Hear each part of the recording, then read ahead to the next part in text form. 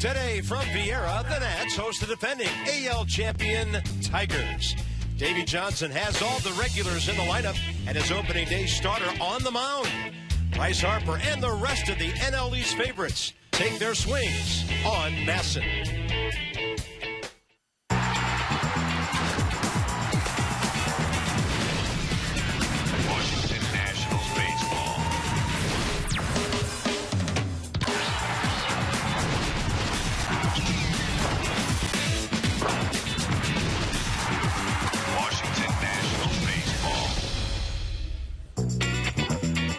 Final weekend in Florida before the Nats head north. Tigers in town today from Lakeland. Get a look at the defending American League champions, and Prince Fielder is in their lineup today. Bob and FP, welcome to Vieira. Also in the Nats lineup, everybody. Pretty much all the starters, Kurt Suzuki, the catcher.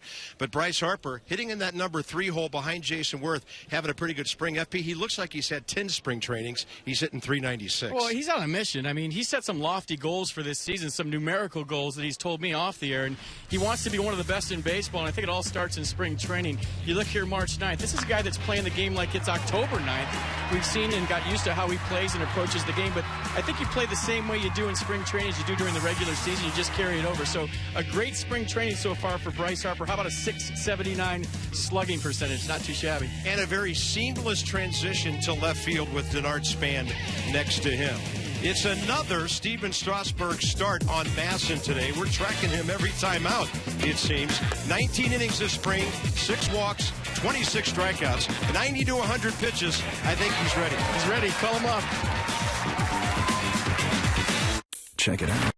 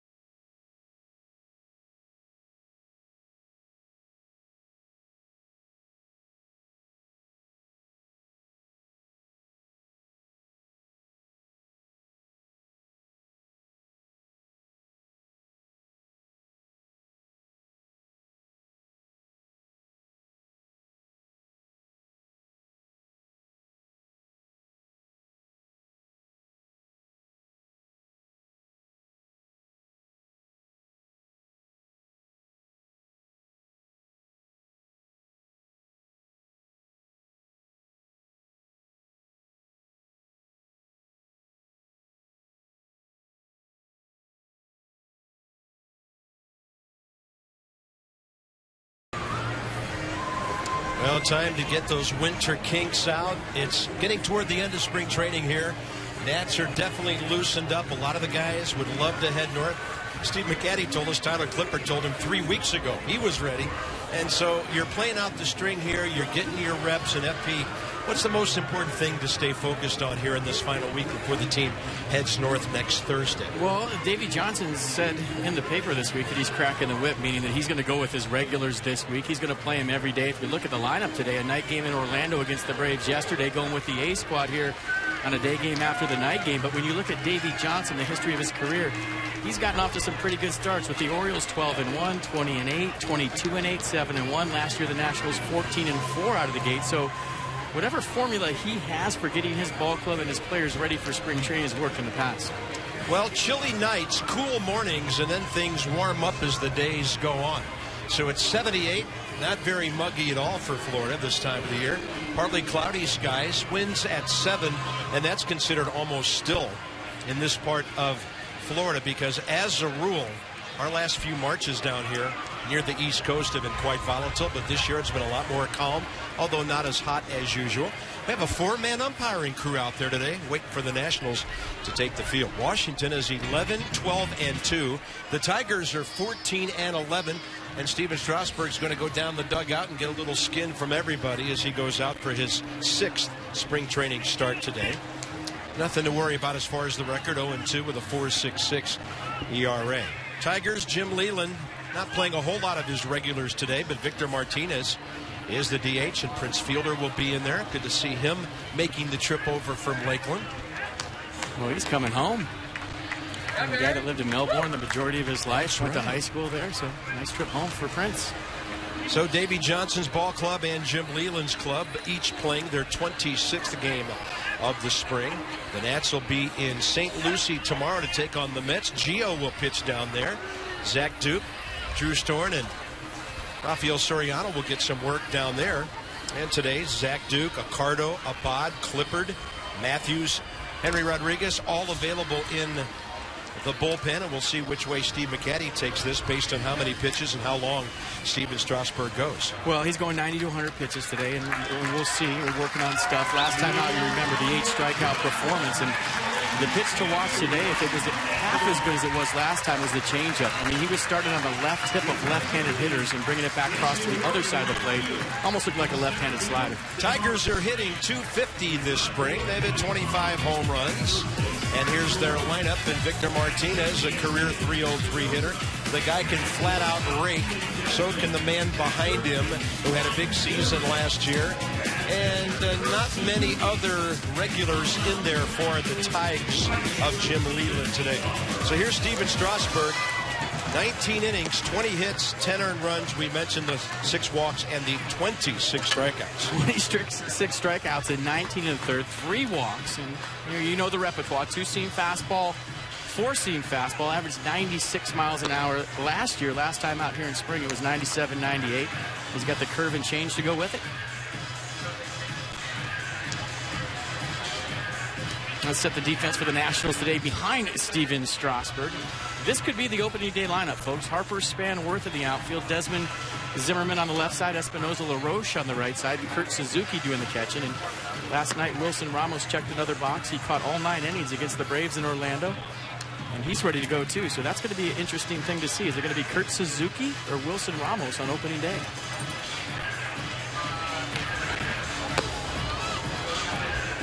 Four-man umpiring crew. Ed Hickox gets the call at the plate. And then probably doing some moving around on the bases will be Greg Gibson, Paul Nart, and Manny Gonzalez. Although it looks like Manny's opening up at second base. So anyway, the Nats take the field with a defense that'll be solid. And I talked to Davey Johnson and Mike Rizzo about their bench this morning. Really very few, if any, decisions to make. This ball club is pretty much set unless something untoward happens. And you just get the feeling the only thing that could derail this team this year would be health. And they still won 98 games last year, losing a lot of man hours to the disabled list, like Worth and Morse. And, of course, Desmond and Zimmerman took their turns with the pitching staff pretty much there from day one all the way through. And that's the big key right there. The health and the challenge of having a bullseye on your back every single day for 162. Stepping in will be center fielder Quentin Berry for the Tigers. Hitting a .190 on the spring. Strasburg is ready, and first pitch is at 109 on a beautiful 78-degree Friday afternoon. Final Friday here in Florida. Be getting ready for the Yankees at this time next week. Wow, look at that movement. 94, just powering its way away from the left-handed batter. Yeah, normally this would just be another spring training game, National League against the American League, but these two ball clubs face each other 4 times in a home-and-home series this season. Probably a lot of homework going on today. Yep, and by the way, the Tigers are using the DH today. The Nats are not. Strasburg will be hitting. Jim Leland, one of the best at his craft. 2 balls and a strike. A lot of Nats fans might be saying that the Nationals have a DH right now and their silver slugger on the mound in Steven Strasburg. Different lineup when he's pitching. Yeah, he hit 277 last year. And a 2-2 count to Quentin Berry. Tried to come around the back door with a breaking ball. It stayed up and away, ball 3. Don Kelly, the right fielder, then Victor Martinez, the DH here in the top of the first. There's a strike.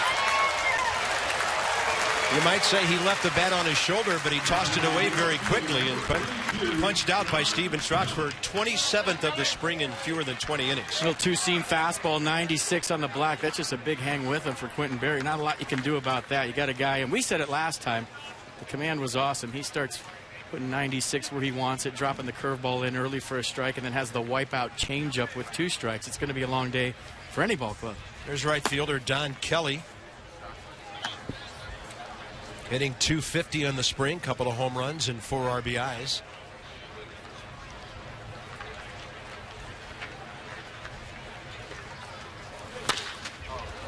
And that's 2 hops to Ian Desmond.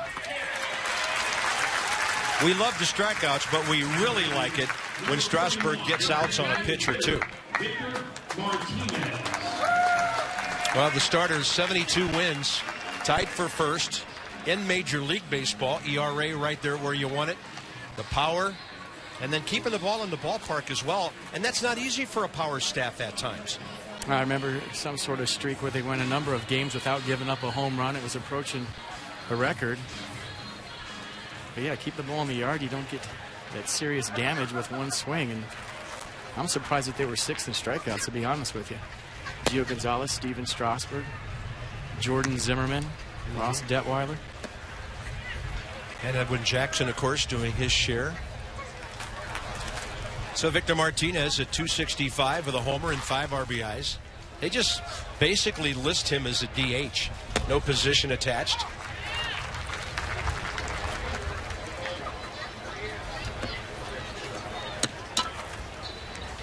And there he is.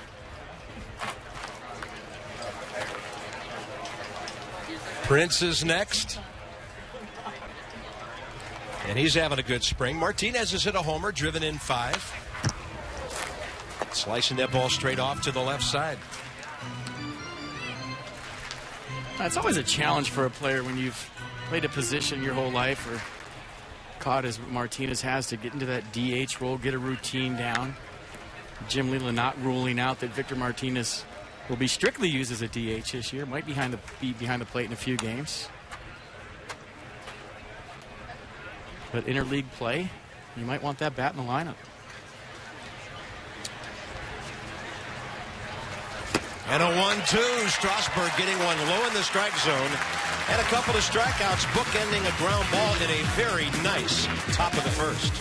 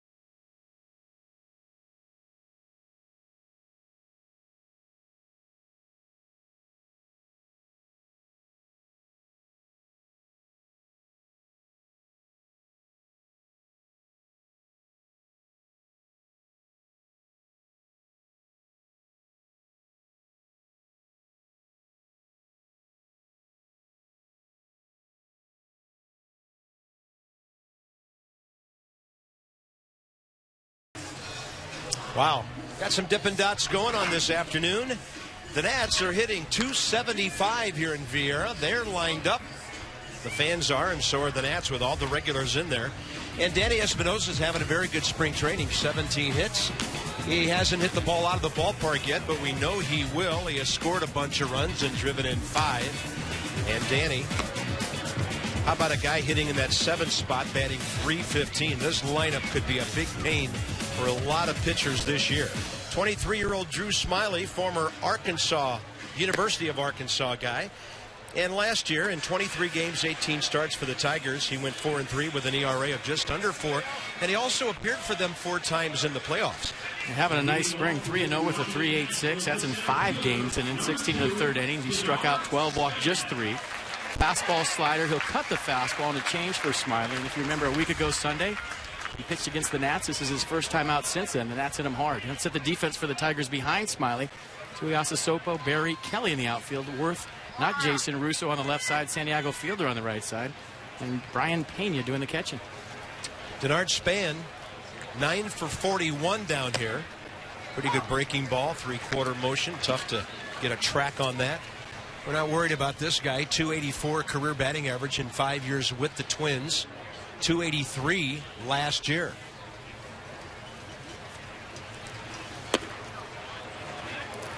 And I did notice against the left-hander FP, Davey Johnson put Jason Worth in the 2-hole, Harper to 3. There could be some bouncing back and forth between those two this year, 2nd and 3rd, based on who the Nats are facing. Well, that's a tough breaking ball right out of the gate there.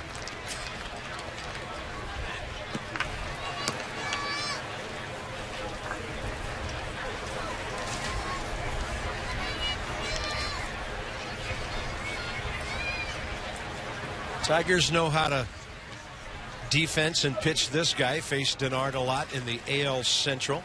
They have the left fielder Barry over toward the gap a bit. Denard will fight off that pitch down under his hands, and Ramon Santiago will throw him out on a close play. I was just asked by the truck if it's a little early to show Jason Worth's game 4 home run. We said we were going to show it every game this spring. We got some different angles for you today. And this just doesn't get old. Let's listen.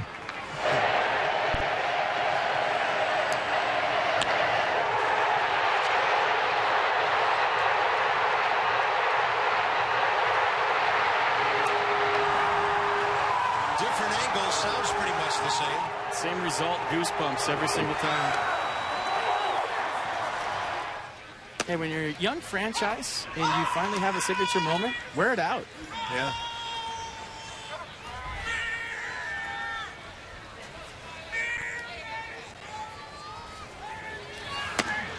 And Worth will take another strike, that one to the outer half.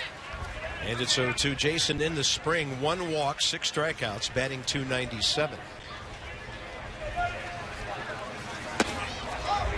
Smiley looking sharp so far. Not a bad 0-2 pitch. Working with Brian Pena.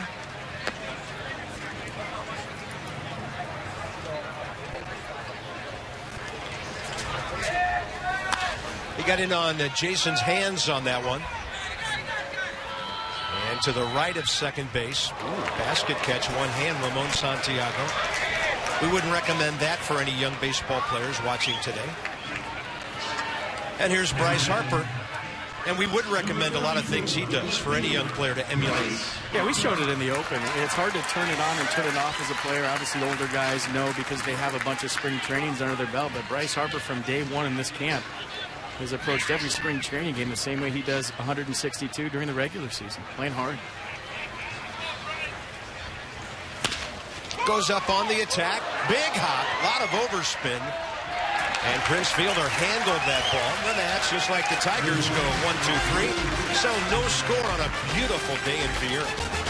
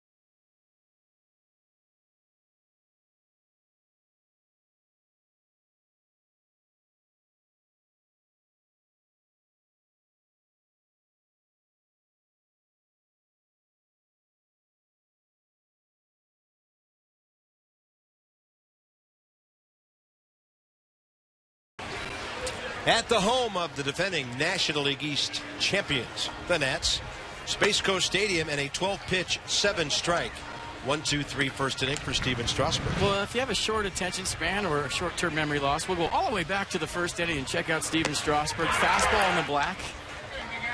First strike 3 to Quentin Berry, then a routine ground out early in the count. And Desmond across the infield. Then Victor Martinez came up and he got the wipeout changeup with 2 strikes. So a couple strikeouts for Steven Strasburg all the way back in the first inning as we go to the top of the second. Great matchup to start things off here. It's the time of spring training to start looking at certain guys against certain guys, and here we are with an interleague preview. 2 premier young players. Some people talking about a World Series preview possibly on the internet last night. Maybe getting a little ahead of themselves, but it's on the internet has to be true. It is. Prince Fielder, 287 career batting average in 8 years. 260 homers. He'll go over 800 RBIs this year. He's having a good spring. 308. He's hit 2 bombs. Got over the top of that one. Adam LaRoche smoothly to his right.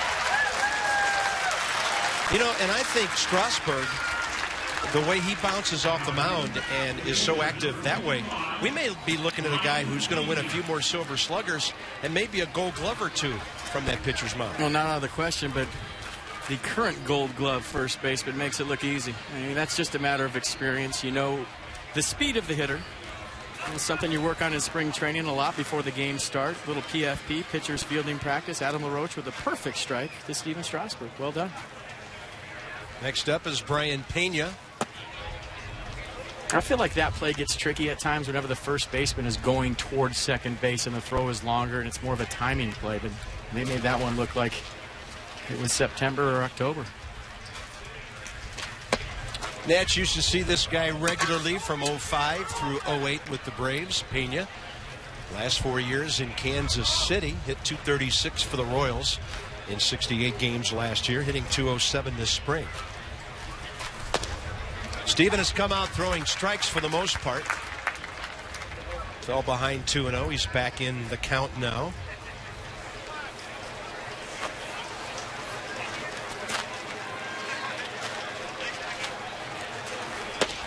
That's a great pitch.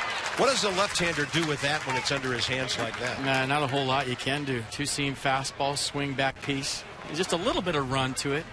We saw it last time out. He's throwing inside a lot more to left-handers in spring than he did last year with that pitch.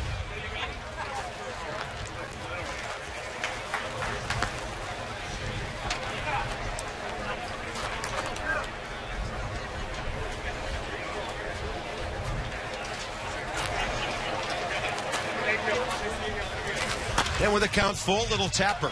Strasburg, bare hand. The way it's supposed to be done. Nifty little pick by Adam LaRoche.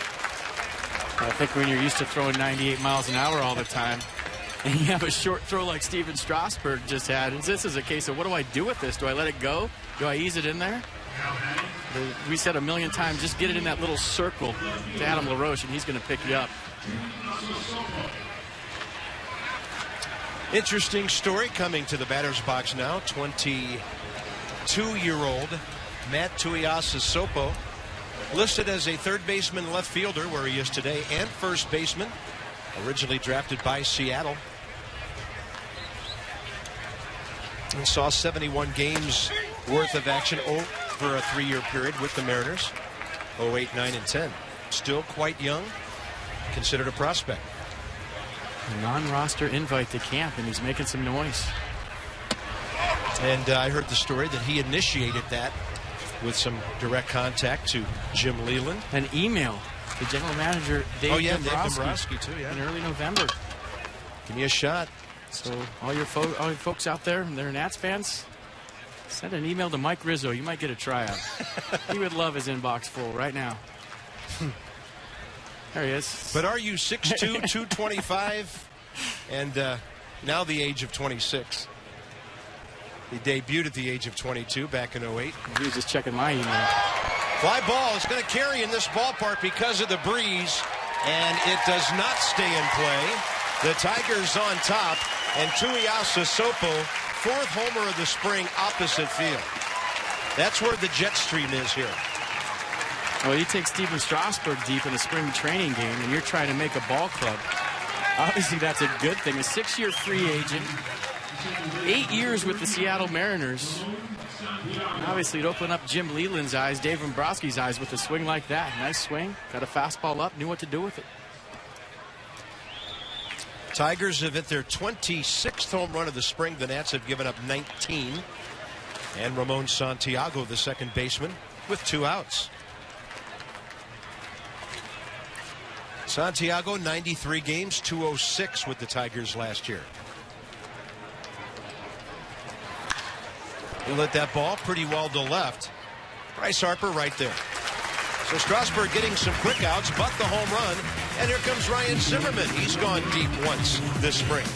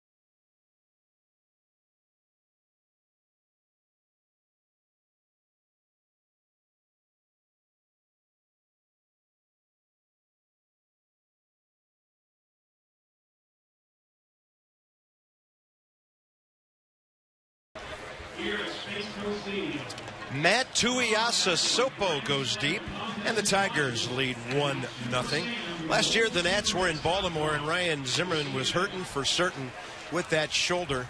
And once he got one more dose of medication, he just took off and never really stopped the rest of the season. Yeah, I see the numbers right there bears out the fact that he could get to some baseballs that he couldn't get to when he got that shot of cortisone.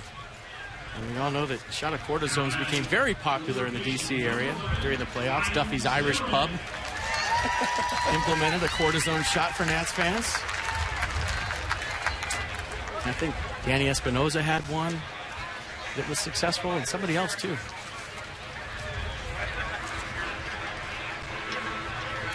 Well, it's all about marketing. Take a real-life event, turn it into a marketing tool, and you've got dollars flowing in. And here's Ryan Zimmerman hitting .364 this spring. I cannot confirm nor deny that I've tried one of those.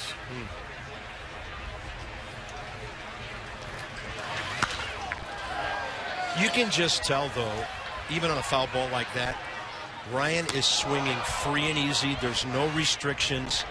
The extension is back.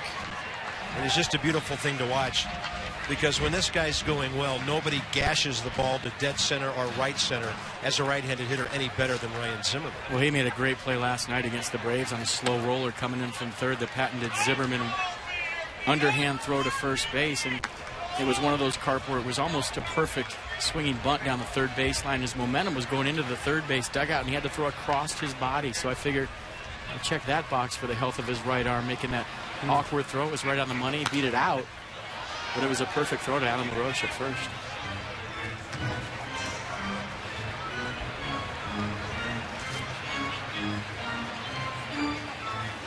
So Adam LaRoche, aforementioned, his arm and his glove involved already today. And then Ian Desmond, 4-5-6 here, bottom of the second. That's a nasty breaking ball, and When a hitter leaves the batter's box like that, you know he's tipping his cap to the pitcher on a great pitch. Get your 2013 season plans at 2012 pricing. Go to nationals.com/2013, and the special offer expires March 31st. Now, FP, before the game today, you and I had one of our season ticket holders visit the booth, and we saw the new red season holder card for the first time. Very nice. I did. I saw one in Chris Gargandy's office the other day at Nats Park, and it's got your name on it, your seat number. Mine?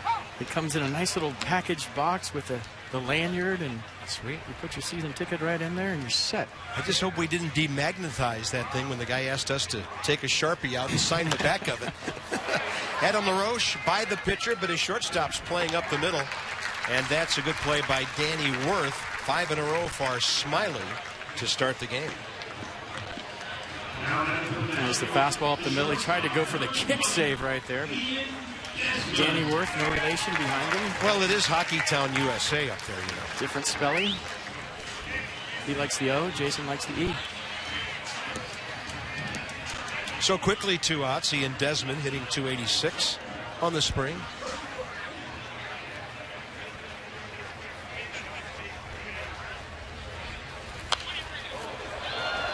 Nats are going up hacking here.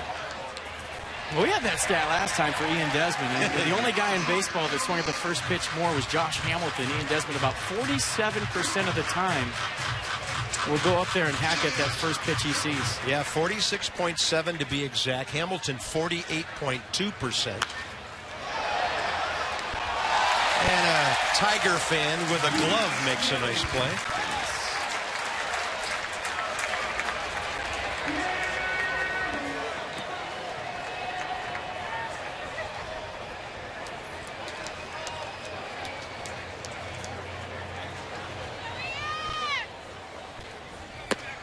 Tried to paint with an 0-2 fastball, and he didn't miss by much.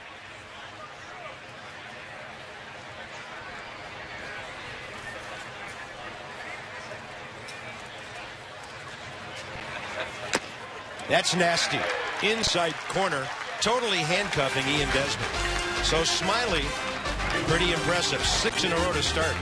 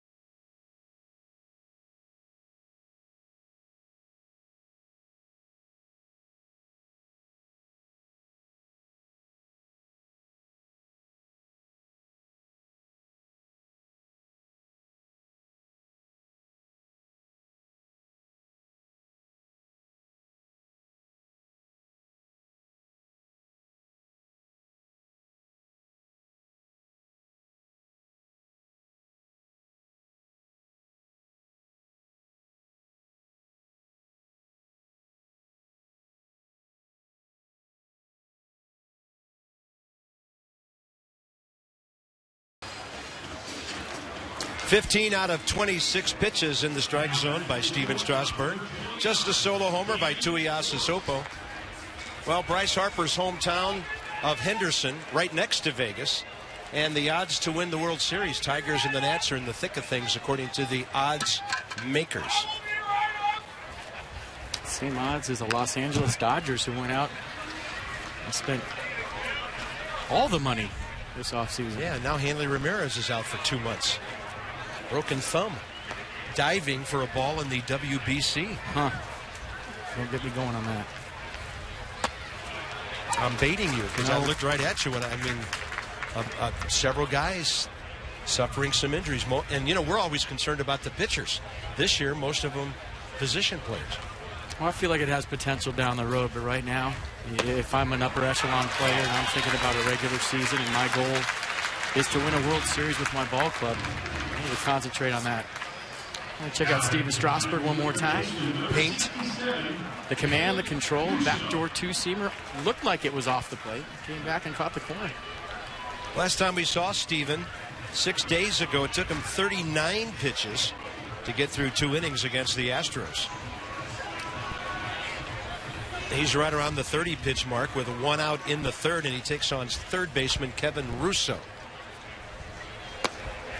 Got that breaking ball dropping in there. That's a knee buckler. And the fact that he can throw it for strike 1, it takes away the whole ambush approach off Steven Strasburg. We've seen that before in the past where teams say, hey, this guy's a punch-out guy. We have to get him early. Don't get to a 2-strike count. They get on the first fastball and hit it. Ryan Zimmerman cut it off, and that's one of the few balls you will ever see fall out of that magical glove of his. I mean, he didn't even have to get down to the turf for that one. Just didn't finish it off. It'll be an error. The Nats 18th of the spring. Now, Russo runs well, and you see Ryan with a little peek right here at the end. That's all it takes is just a little peek up. You feel the heat of the runner getting down the line. You're aware of his speed. And that's all it took. 1 on, 1 out. Top of the order, Quentin Berry.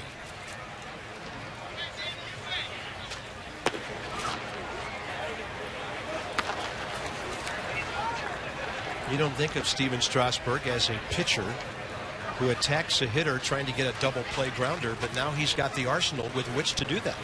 You know, if something happens like that behind him, maybe he forgets about strikeout mode, keeps the ball down, mixes things up, tries to get a ground ball somewhere.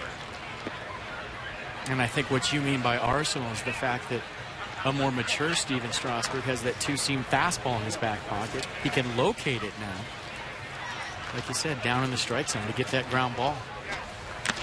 Keeping the ball down Like that. and a foul tip. 1 ball, 2 strikes.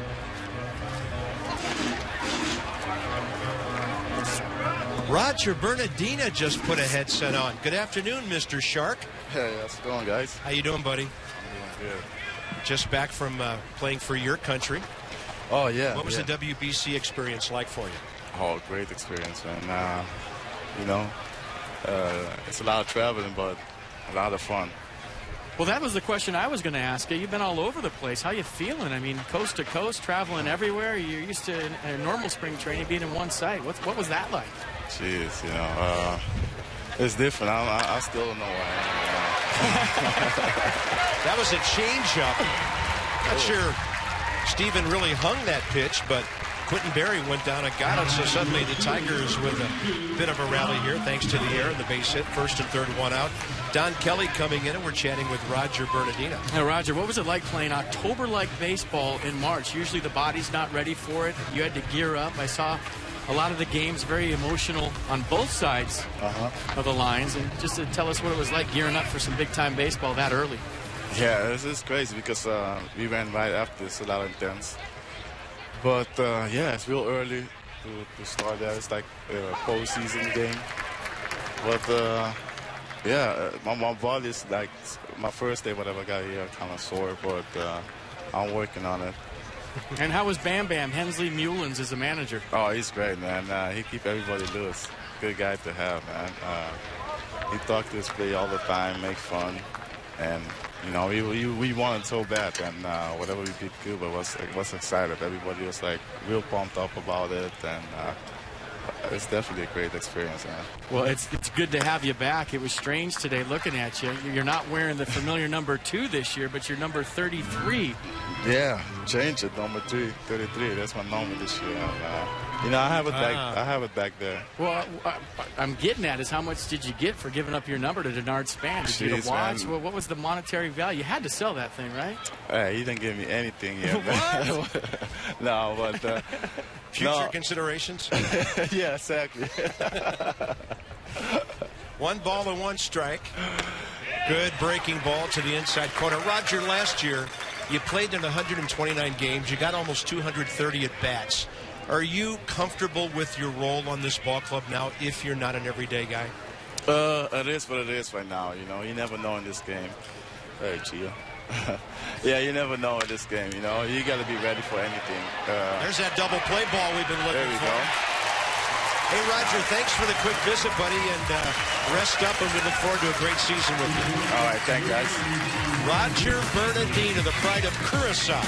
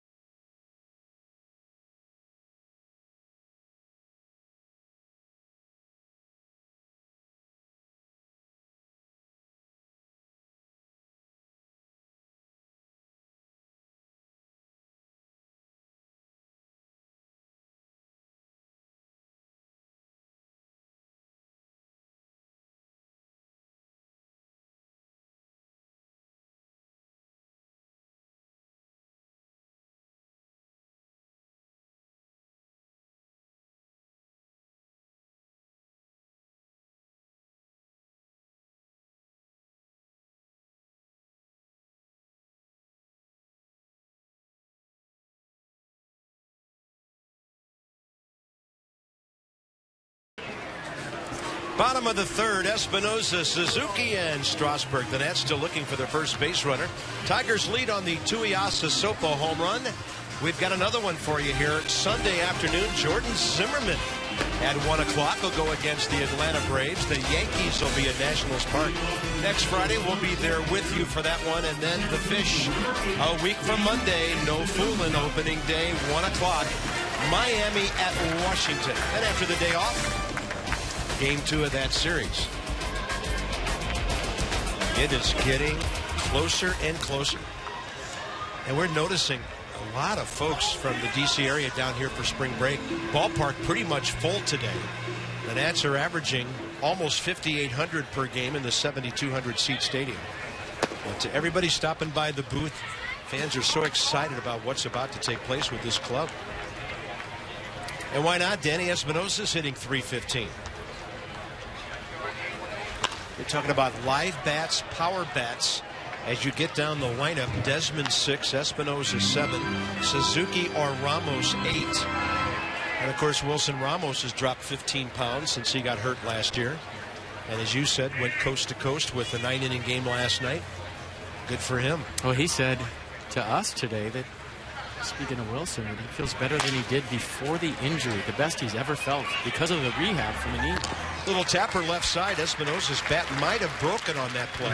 Kevin Russo threw him out. And that's 7 straight to start the game for Drew Smiley. With Kurt Suzuki, longtime American leaguer, coming up.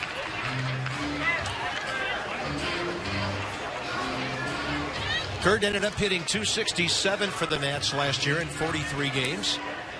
Drove in 25 runs on 5 homers. At .267, a number that's probably not going to jump out at you, but when you think about the style of the .267, the word clutch comes to mind. A lot of big hits for Kurt Suzuki when he became a National League ball player last year for the first time. 4 division series hits, 2 RBIs. And a breaking ball is low to Kurt, hitting .296 here in Florida. And that's not even mentioning the crash course that he went through learning a whole new pitching staff in the middle of a pennant race. And as well, right along with that, FP, some of the young pitchers suddenly throwing to a new guy. I mean, there were adjustments from both ends of that 60 feet 6 inches distance. There's a good hacker on deck. Reigning Silver Slugger. And Suzuki with a big-time rip on 2-0. He took a shot at tying the game there. And Smiley's done a nice job of keeping the Nationals off balance, working that cutter in late with 2 strikes. Throwing the slider over early in the count for a strike and working the outer half with the two-seam fastball. He's in a good rhythm. Foul ball heading right back onto the awning above us.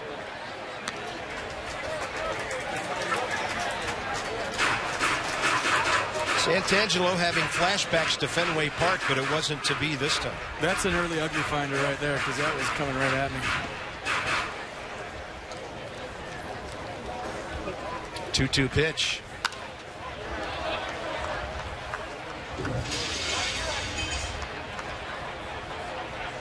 Yeah, those minor league 8-ball sound effects never get old, with the glass breaking on a foul ball or the car alarm going off. Yeah. I just salute the guy who came up with those 24 years ago. They've had great staying power. That's a little bit low, as Smiley tried to do to Suzuki what he did to Ian Desmond with that breaking ball and Ryan Zimmerman last inning. It's sharp and it's late. It's like going Steve Carlton here, busting that thing in on right-handed batters. That ball in the air from Suzuki to left. No carry on it. Tuiasa Sopo for the second out. And maybe Steven Strasburg will get rid of the you-know-what.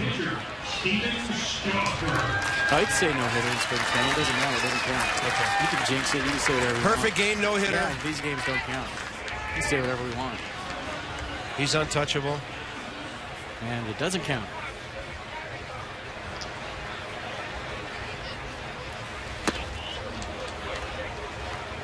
'89 with movement. Drew Smiley, just 23 years of age.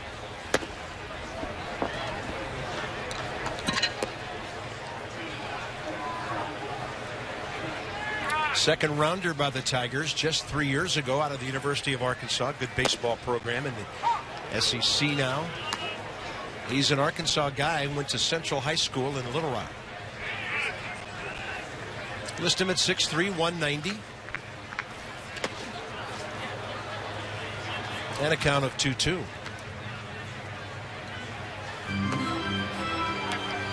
Last Sunday against the Nationals, Smiley allowed 5 runs, 4 in the 4th inning, so a little different story here today. He's been on the attack and doing it well. Strasburg to the shortstop. Danny Worth, 9 in a row. Drew Smiley has a spring training perfect game going.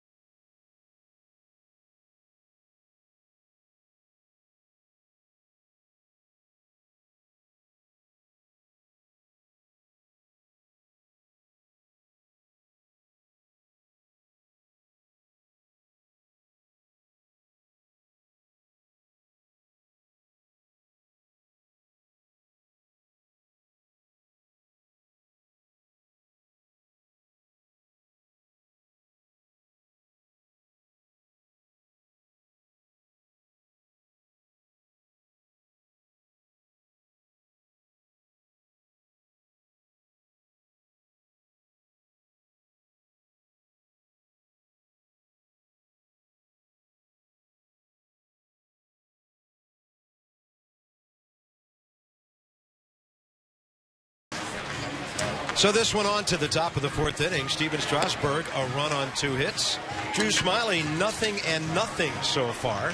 Get your 2013 single game tickets. You can do that right now. You can pick any games you want. Some of the ball games and tickets available as low as $10.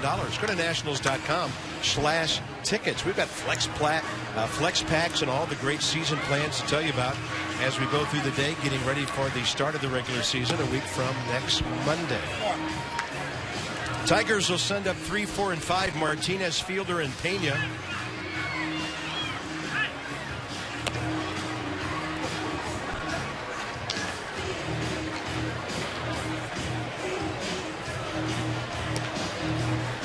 Evidently, we've got some serious VIPs in the ballpark today. James Carville on the right with the DC cap. Al Hunt, Roger Altman. Everybody's a Nats fan now. Why wouldn't you be? Yeah, but you know what really makes them big time today? They're sitting behind Mike Rizzo and next to Harlan. Yeah, that's what they're thinking. Victor Martinez, the DH, struck out swinging by Steven Strasburg first time up. First pitch breaking ball. We're going to name that the anti-ambush pitch this year. Huh? All right. I like it. That would be Steven's version of the sneak attack. Well, it gets him off the first pitch heater, like I said last inning. It also just puts it in your mind that he can throw it for a strike at any time throughout the duration of your at-bat. If he can throw that 0-0, he can throw it 2-1, he can throw it 2-0. He can't just go up there and sit on 97, 98 off Steven Strasburg. He has two secondary pitches that may be as good or better than his heater.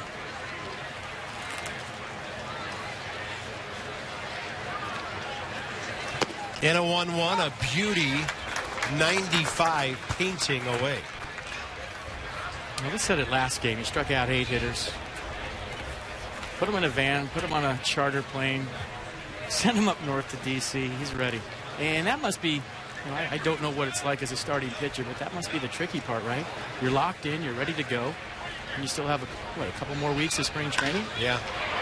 And a little too tall for Danny Espinosa.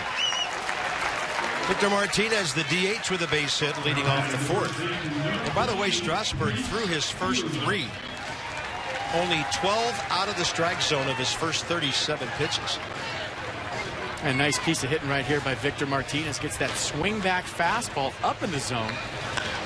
And the strong man gets just enough barrel, just enough wood on that to throw it over the head of Danny Espinosa. Nice piece of hitting with 2 strikes. Prince Fielder bounced out to Adam LaRoche first time up. Swinging early in the count.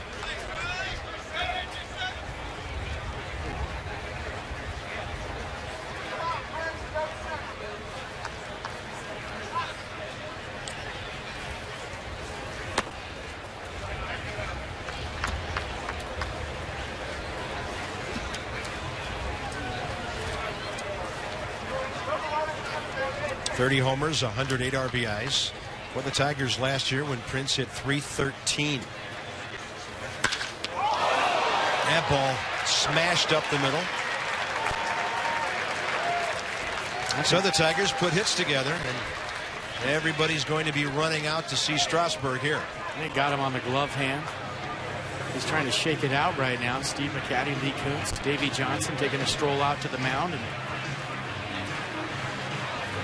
it's something you don't want to see, anything hard back up the middle to any of your pitchers on any ball club in spring training. Guys trying to get out of here healthy, get to their respective cities and start the regular season. And Prince Fielder with an absolute seed right back at Steven Strasburg, and that's just a natural reaction, folks. Yeah. You can't say, hey, it's spring training, I'm not going to try to catch that.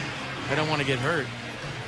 I'm just glad that ball didn't get anywhere near that bare hand, which ended up over there not too far from the glove. Well, I've seen guys, Carp, from the past get injured on the glove hand on comebackers, and that's not good either. He's checking out the digits, and I'm sure if there's any doubt whatsoever, Strasburg's day is done.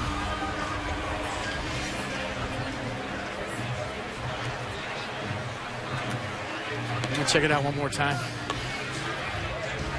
So just a line drive to the first base side. Had the presence to reach out. And it looked like it got him on the thumb with that shot. Great shot, guys.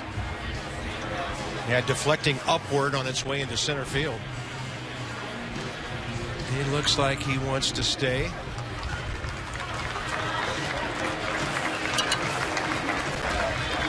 Well, who's going to hit a ball like that any harder than Prince Fielder? And if you're wondering why he's taking practice pitches and it was his glove hand, you're just kind of feeling that blood flow into your glove side when you give it that throw right before you start your delivery. Seeing what it feels like moving that part that got hit around.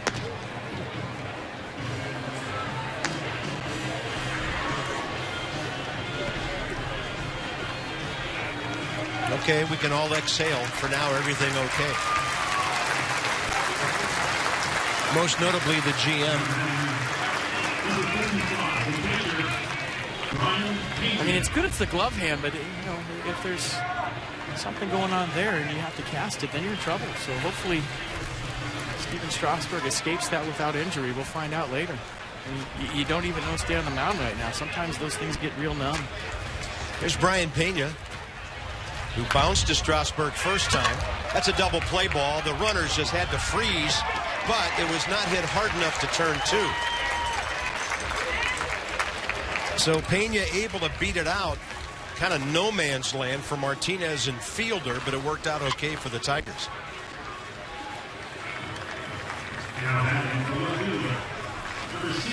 Espinosa with a good feed right here to Desmond.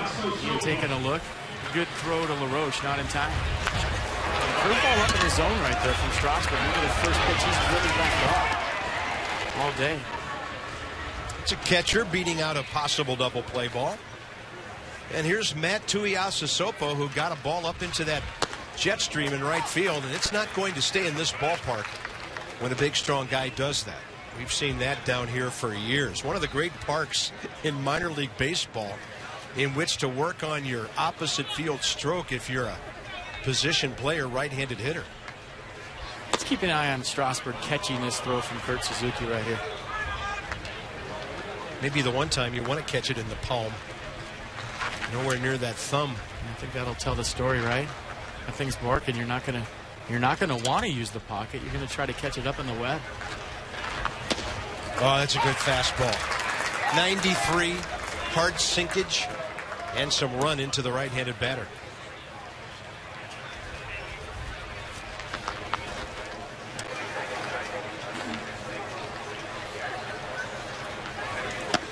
And he goes to the outer edge and just misses.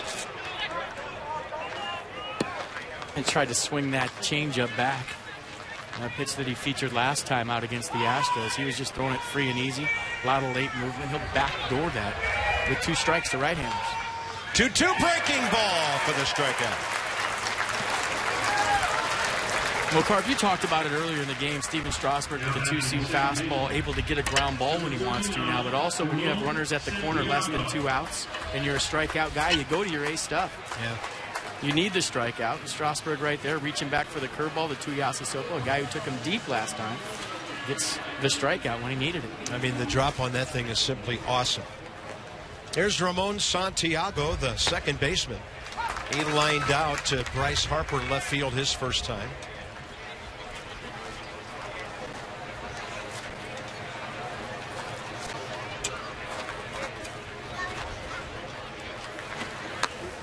Check swing, look out, Danny Worth ducking in the on-deck circle.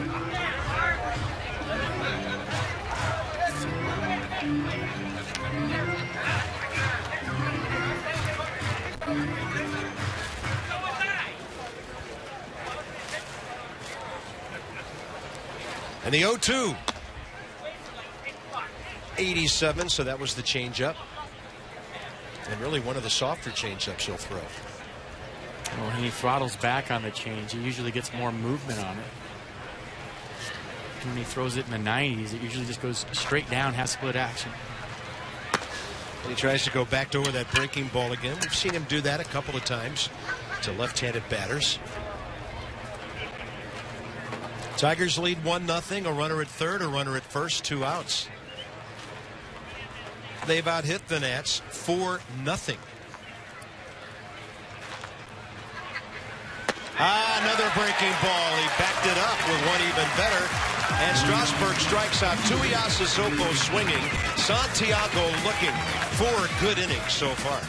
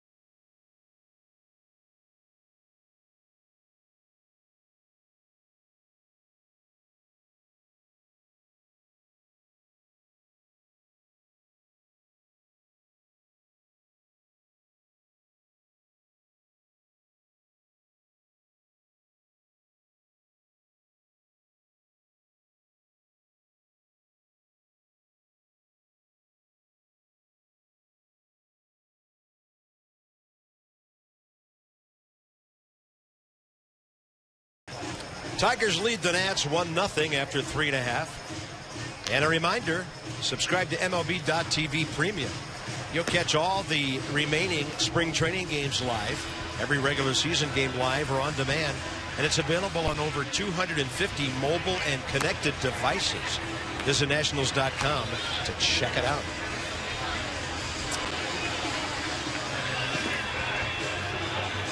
Still checking on that thumb area on the glove side. Steve Strasburg. Yeah, we've been keeping an eye on the commercial break. Obviously, you want to know what they're thinking. No ice applied. Lee Kuhn standing right over the Nationals trainer to see if that thing's all right. Anytime your ace, your horse, takes a comebacker like that, there's a lot of concern in the Nationals dugout right now. And just because he shook it off and finished the inning doesn't necessarily mean he's okay. We'll keep you posted. Here's Denard Span, who led off the ball game for the Nats, grounding out to second. Washington still looking for a base hit or a base runner. 5 ground ball outs, a couple of strikeouts, a pop up and a fly ball to the outfield for the very efficient Drew Smyly so far.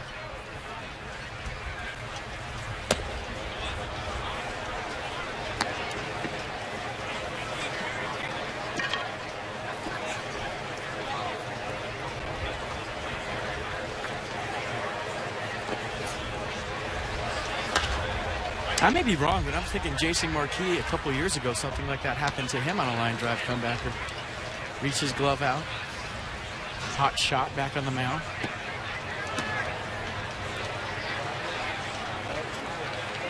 Yeah, he was out for a while before the Nats made that move to trade him to Arizona.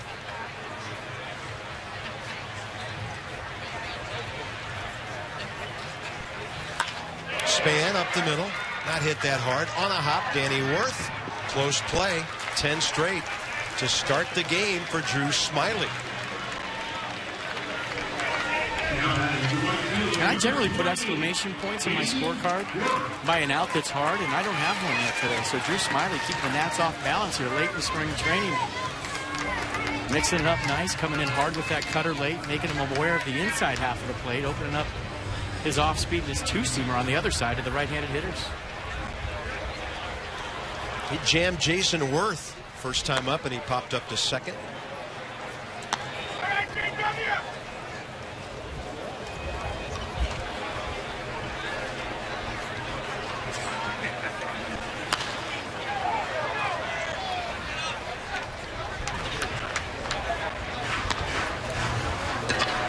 And a 1-ball, 1-strike count. Beard's ready for opening day.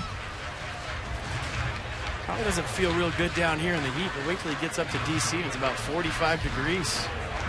He's already got some built-in warmth right there with all the facial hair. He doesn't need a ski mask.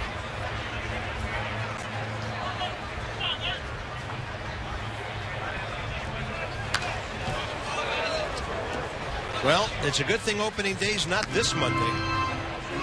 Long-term forecast for D.C., 37 degrees, possible snow on Monday, and then warming up into the 50s just before the Nats come home. We need to get that sponsor, Bob's Bootleg Weather. First edition 2013 right there, folks. From my brand new 1/2G iPhone. Hey, yeah, welcome to 2013. I didn't get a very fast one, though. It's pretty slow. I'd rather be accurate than fast. There's a base hit for the Nats. Looked like an off-speed pitch that was sitting upstairs, and Jason Worth able to get it through the left side. I'm not saying it. I'm saving it for opening day. That's the first hit of the day for the Nats, and Jason Worth with a good at-bat. We'll bring in Bryce Harper. We'll check out the location from Smyly. And Drew trying to get this on the inner half of the plate. He's been coming in hard with the cutter. He left it up out over the plate. I don't want to say it's a mistake, but it's not where he wanted the ball, and it results in the first hit of the day for the Washington Nationals. There goes the perfect game. Harper jammed, and he fights it into right field. Worth will stop at second. The Nats 2 hits in a row on successive pitches. Well, Bryce Harper's spring continues. 396 coming into today, a 679 slugging percentage, 3 home runs, 12 RBIs. He's done everything at the plate. He's done everything on defense. He's even answered some phones for the Nationals, or at least pretended to the other day, and he put the phone number up for season tickets. He and Desmond retweeted it, saying it was Bryce Harper's personal number. And everybody in the Nationals front office was excited to be answering phone calls from 8- and 9-year-olds wanting to talk to Bryce Harper the other day. Apparently the phone lines were jammed for a number of hours, all wanting to talk to Bryce. Is Bryce there? Bryce, I'm not that much. I'm not much younger than you. I thought it was hilarious. A lot of people at Nats Park didn't. Strike to Ryan Zimmerman. But let me ask you about that at bat. He knew he was facing a pitcher about to pitch off the stretch for the first time today. His first pitch off the stretch, and Harper was looking for something he could get all over, and he did it. Yeah, he's pretty locked in right now, just seeing the ball up. I think off Smiley or any lefty that has the stuff that he does, you're just looking to elevate the ball, look for something up in the zone, and right now, Drew Smiley for the first time today is elevating his fastball. Ryan Zimmerman struck out looking first time. Smiley got ahead of him and then busted him on his hands with a beautiful breaking ball. Bryce Harper shaking his left hand at first base, a little jammage. Yeah. I don't think it was severe, Carp, just mild. Severe usually doesn't result in a base hit. Not a good day for the left hand.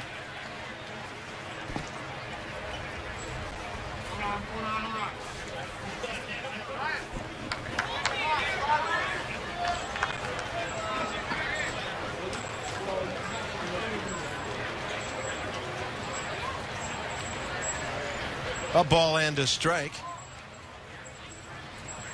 Zimmerman hooks one left field corner and about 3 or 4 feet foul. And Bryce Harper with another base hit, checking out the thumb on his top hand. On a nice day in Florida with the weather like this, if you get jammed, you'll feel it for a couple minutes. Strasburg left hand no bueno. Bryce Harper left hand no bueno.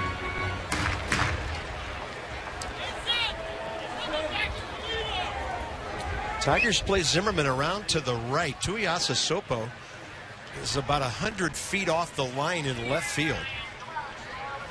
And then a big gap in deep left center.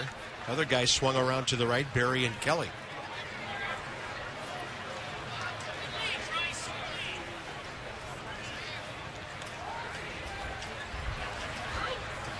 Zimmerman late on that fastball, 93.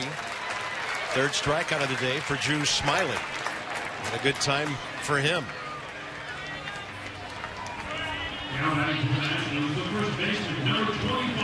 Just to speed him up fastball after a curveball that Ryan Zimmerman got around a little bit.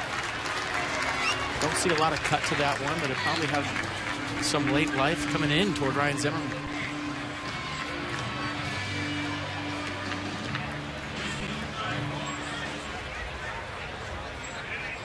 Adam LaRoche hit the ball fairly hard up the middle first time, but Danny Worth had him played up there. Threw him out.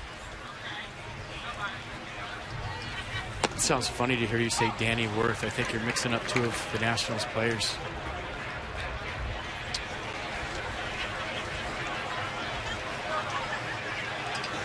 There he is. Worth and Worth. Yeah.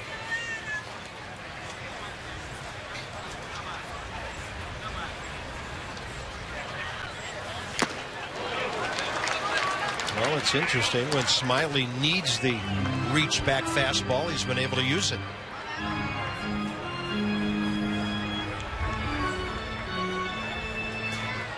Steven Strasburg still nursing that thumb. By the way, 49 pitches, 33 strikes in 4 innings. Great ratio both ways.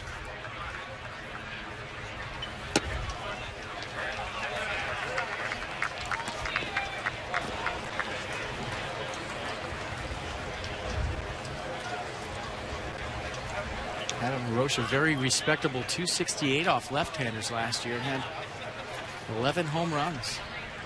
Yeah, he had a third of his home runs against lefties. Jason Worth trying to distract the pitcher a bit. Yeah, he hit .273 against righties and just 5 points lower against lefties. That's how you have a big year. And it's interesting, what he hit against left-handers last year is his career batting average, .268. Well, he's a great cripple hitter against lefties, and what I mean by that, if you hang something against him, he'll shoot you out of the ballpark, but he also take his hits the other way with the hard stuff. Doesn't try to pull lefties all the time, but he'll sit on a pitch and a count. If he thinks it's an off-speed pitch, an off-speed count, he'll sit on it and try to pull you out of the yard, but he's not afraid to take his hits the other way off lefties. Adams' batting stance and his approach at the plate, a lot like his personality. Very relaxed, very low-key, very little movement. Just, you don't see him doing a whole lot once he gets dug in. He's just pretty still waiting for the pitch. Funny how at a young age that can be construed as somebody that doesn't really try hard or doesn't care about the game, but now that you're an established guy, a Gold Glove winner, and coming off the seasons that he's had consistently and the track record that he has, it's just the way he plays. Yeah, and he used to hear some of that. He's a pleasure to watch on a daily basis. Smiley slowing down his work rate here. 2-2's the count. Worth is running. So's the trail runner. And a fair ball down to Prince Fielder, no problem. The Nats strand their first two base runners. It's a good day for some really fresh squeezed lemonade. Tigers on the Tuiasa Sopo home run, the lead.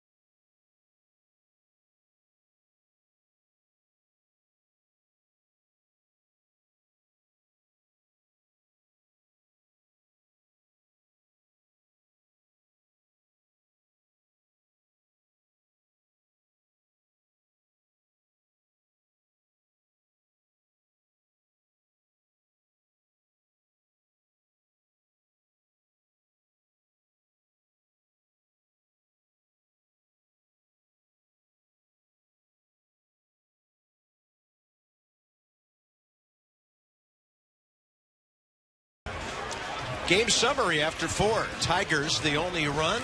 That was a second inning 2-out homer by Tuiasa Sopo. Bryce Harper a base hit along with Jason Worth. Steven Strasburg, though, having a very good day, other than a hot shot off his hand. Yeah, a little action here on a comebacker from Brian Pena hustling down the line. Steven Strasburg's been busy. A 2-1 pitch from that Tuiasa Sopo was shot out of the yard the other way. Again, this is the one that has all Nats Nation concerned. A comebacker off the bat of Prince Fielder. Got a little of that meat hand, and we'll keep an eye on that. But a nice outing so far for Steven Strasburg.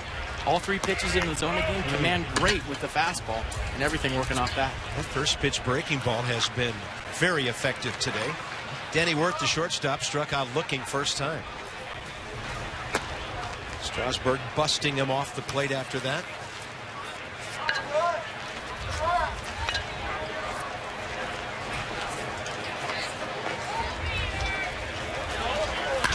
Up the middle. No chance for Ian Desmond. Tigers have their second consecutive leadoff single.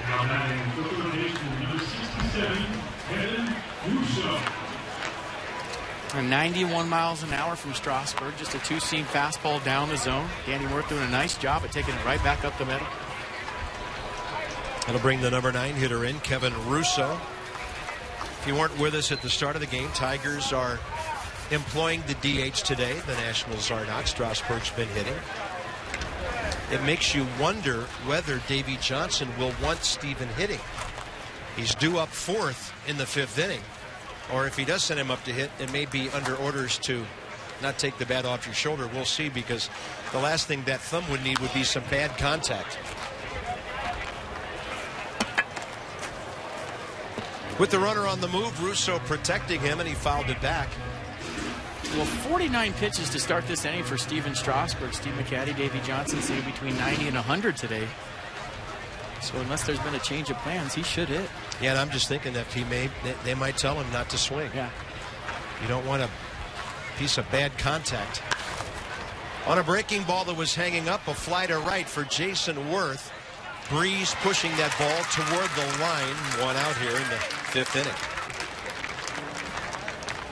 Well, to your point, Carp, you could bunt him in any circumstance. Yeah. Nobody on, 2 outs. Just work on your sacrifice. Get it down the line. Jog to first. Work on something. That's what spring training is all about.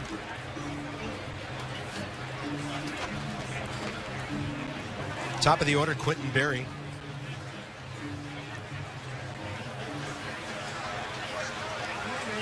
He's 1 for 2. Base hit last time, then erased on the inning-ending double play back in the 3rd.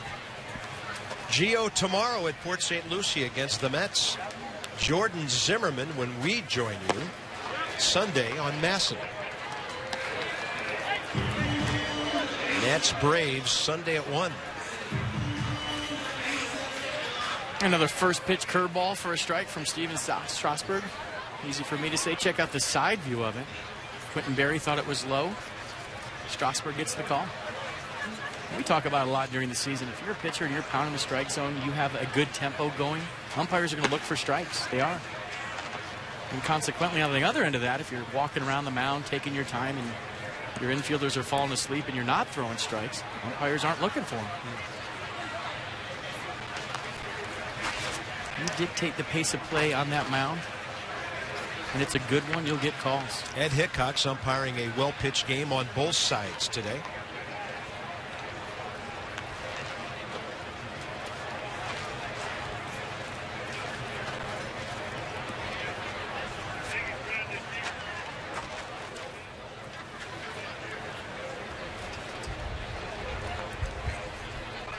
Runner on the move. Breaking ball. That is a fair ball. Suzuki ejecting the mask and making the bare hand play. 2 outs.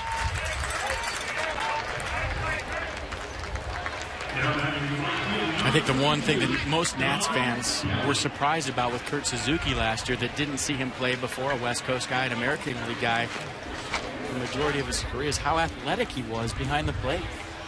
Remember all the stops where he had to jump in the air for high pitches, blocking balls left and right, bouncing on balls just like that.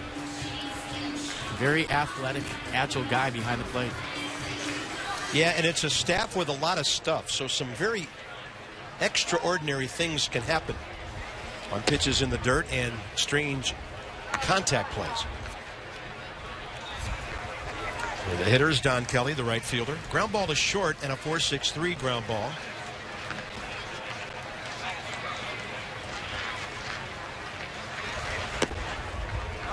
Steve had a lot of faith in that breaking ball today, throwing it in almost any count.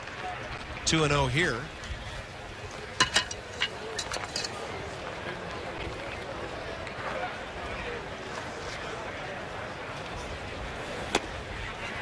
Got a strike with a 2-0 pitch at 93, tailing and sinking away.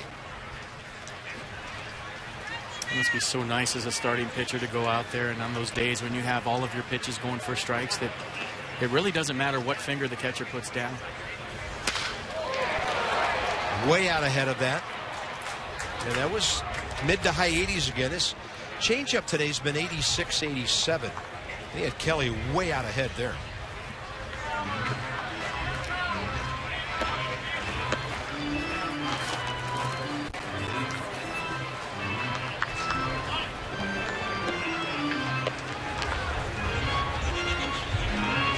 I know it's only spring training, it doesn't matter, but if this was a regular season game with Victor Martinez and Prince Fielder lurking, this is the out you want if you're Steven Strasburg. Oh, yeah. With a runner in scoring position and 2 outs.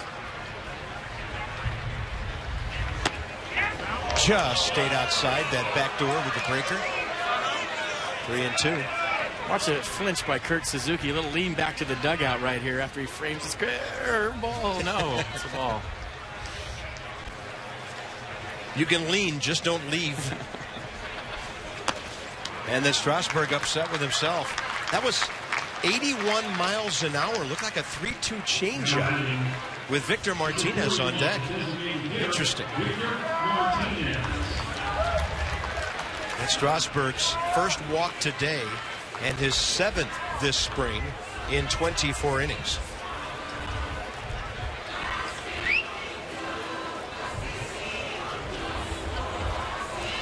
Victor Martinez able to pull him last time for a base hit to right.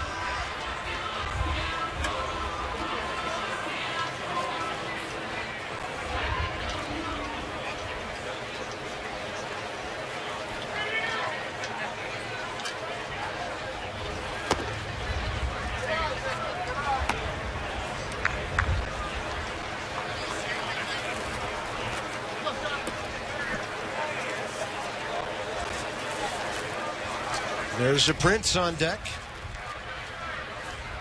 Hit the ball extremely hard last time.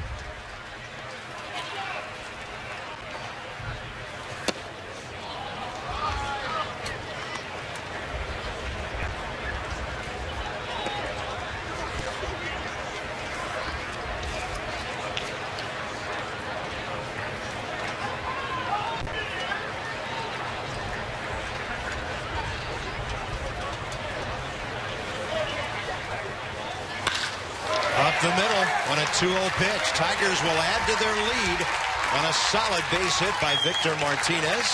2-0 Detroit.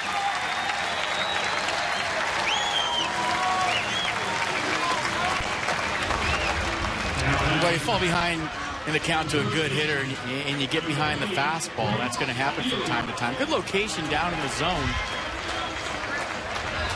I don't want to be an alarmist, but ever since he did get hit in the hand with that line drive off the bat of Prince Fielder, the velocity's been down. Obviously not the pitching arm, but you don't know enough about pitching to know if throwing that glove toward the pitcher, toward the catcher, I mean, can take a little velocity off your fastball, or he's just getting tired. But the fastball has been in the low 90s all of a sudden, where early in the game it was in the mid-90s. And Stevens been working behind in this inning. 2 base hits and a walk. Tigers have out-hit the Nats 6-2, lead 2-0.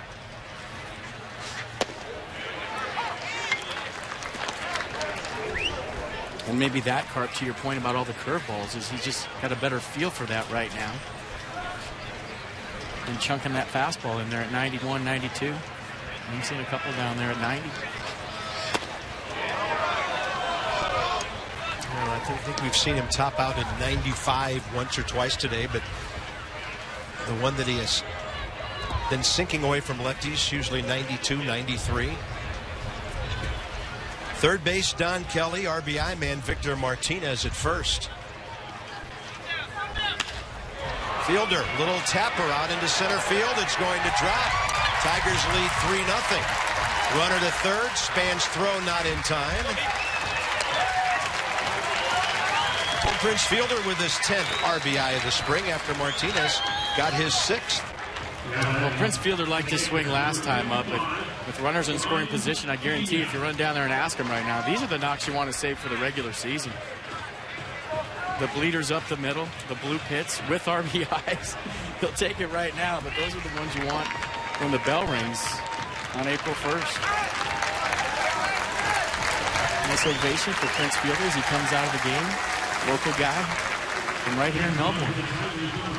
Jordan Leonardton running for Prince Fielder.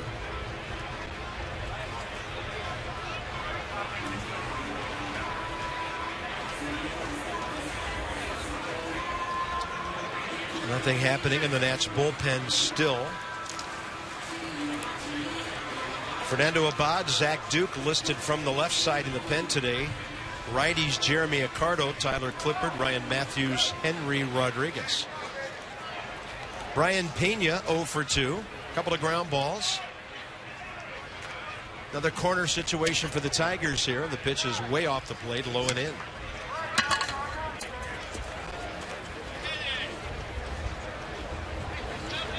Storn and Soriano scheduled to throw tomorrow. Probably Zach Duke if he doesn't throw today. That'll be tomorrow down in Port St. Lucie against the Mets.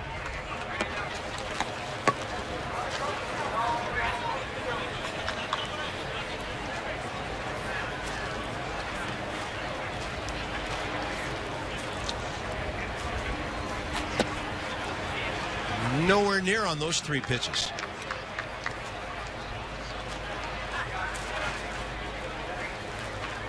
Strasburg averaging 12 pitches per inning the first 4.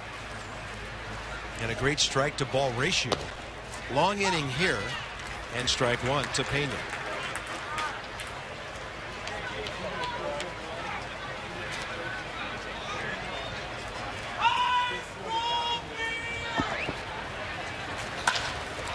Up the middle, Desmond to his left. Boots it, rolls right up his arm, and he calmly steps on second base. So the Tigers pick up 2 runs on a walk and 3 hits. And after 4.5 here at Space Coast Stadium, Ian kept us cool. Tigers lead by 3. Welcome to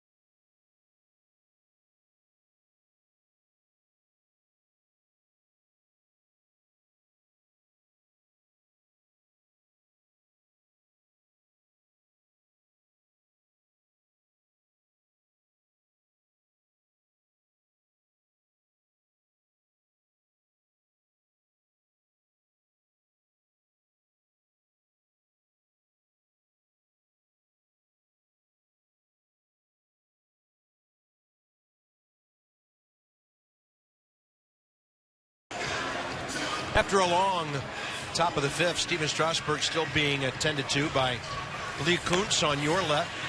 Talked to by his pitching coach, Steve McCaddy, on your right. Looks like Lee has a little wrap for that thumb that he's prepared, and put it on Steven as soon as he's ready. What you do is you get that crushed ice, you put it inside a sanitary sock, and it molds around whatever part is ailing you. And Lee Kuntz just gave Steven Strasburg the test where you touch your thumb with every finger. You're watching during the break. And if Roger Bernardina hit him in the hand right there, he would have been in trouble.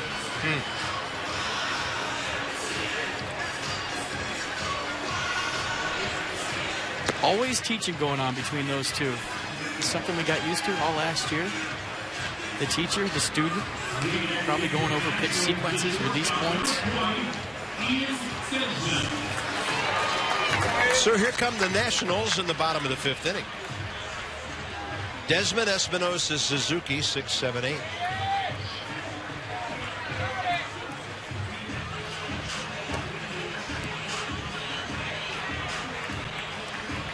Commanding performance by Drew Smiley. He and Desmond struck out looking first time up. He swung at the first 2 pitches in that at bat. Takes a fastball for a strike there.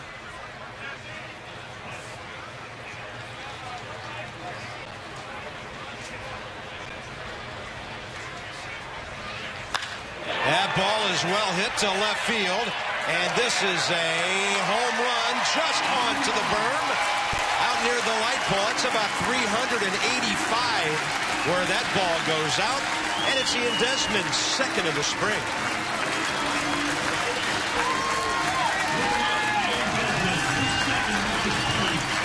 There are no cheap home runs to left field in this ballpark when the breeze is blowing like it is today. No, Ian Desmond going about 390 against traffic right there. Wind blowing in across from left field to right field. And that's With a lot of pop off the bat of Ian Desmond. Mets on the board with their 23rd home run of the spring, and Danny Espinosa will be next. He goes up hacking. Up the middle to Danny Worth.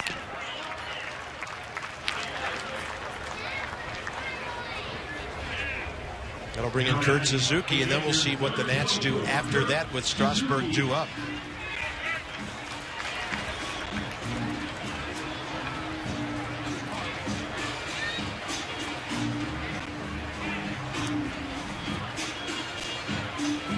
Steven does have a helmet on. He's about to put on his batting gloves as he walks to the on-deck circle. There's been a lot of talk that I've heard. Can Ian Desmond have the same kind of year he had last year? When you talk about the numbers, 292, 25 home runs, 73 RBI. I think he'd have a better year.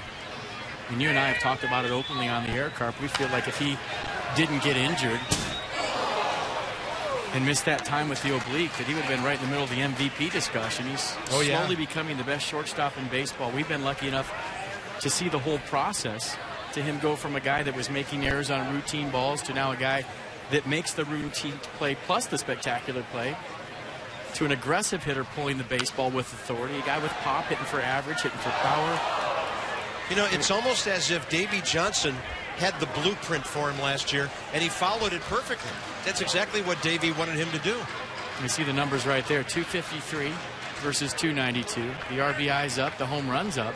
And he went from a guy that, quite frankly, was trying to push the ball to right field. And Davey Johnson said, hey, you're a big guy. Drop some head.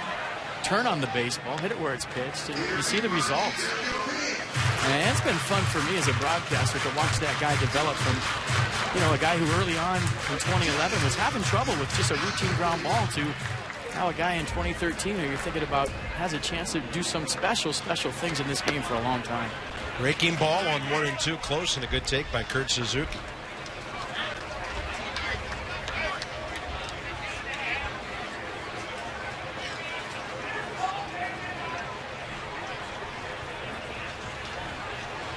Target in.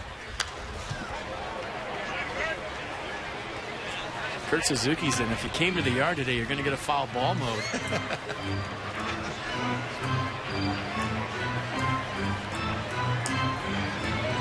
Strasburg will have a bat in his hands. What he does with it remains to be seen. He will bat in this inning. And a 2-2 to Suzuki. You'd love to see Kurt get on so Steven could just bunt. Another one. He goes left side this time. Yeah. You didn't want to leave the people on the third baseline out. Almost took out the window next door to us.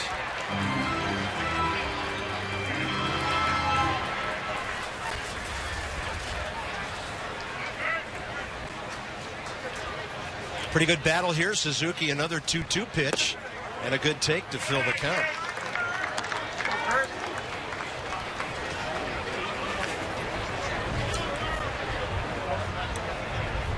And see, this is where as a hitter, if you're facing a lefty with a good cutter, you start thinking about that pitch on the inner half in a full count mode. And it looks like he's coming in. He does, and Suzuki walks away. He knew it. Strikeout number 4 for Drew Smiley. Space Coast Stadium, just off I-95. Central Florida, about 40 miles east of Orlando. Had a beautiful day for a ball game. 78 degrees at game time. Your humble hosts, Bob and FP, with you on Masson today. We'll look forward to rejoining you on Sunday for our final game from down here. It's been a good spring. Excuse me, Carp. This is a situation where I would square him around and bunt him. 2 outs, nobody on. Work on it, right? You're going to do it in a regular season more than you are swing away.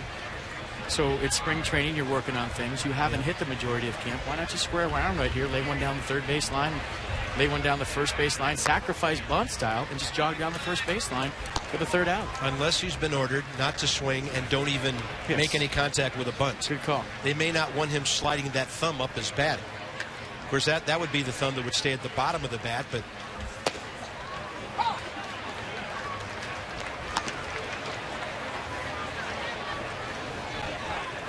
two balls and 2 strikes. No swings. the strikeout, and on to the 6th inning. Nats get a run on the Ian Desmond leadoff home run. So Desmond hitting .286 this spring coming in. Second home run, 6th RBI, and this one into the 6th inning. Tigers by 2.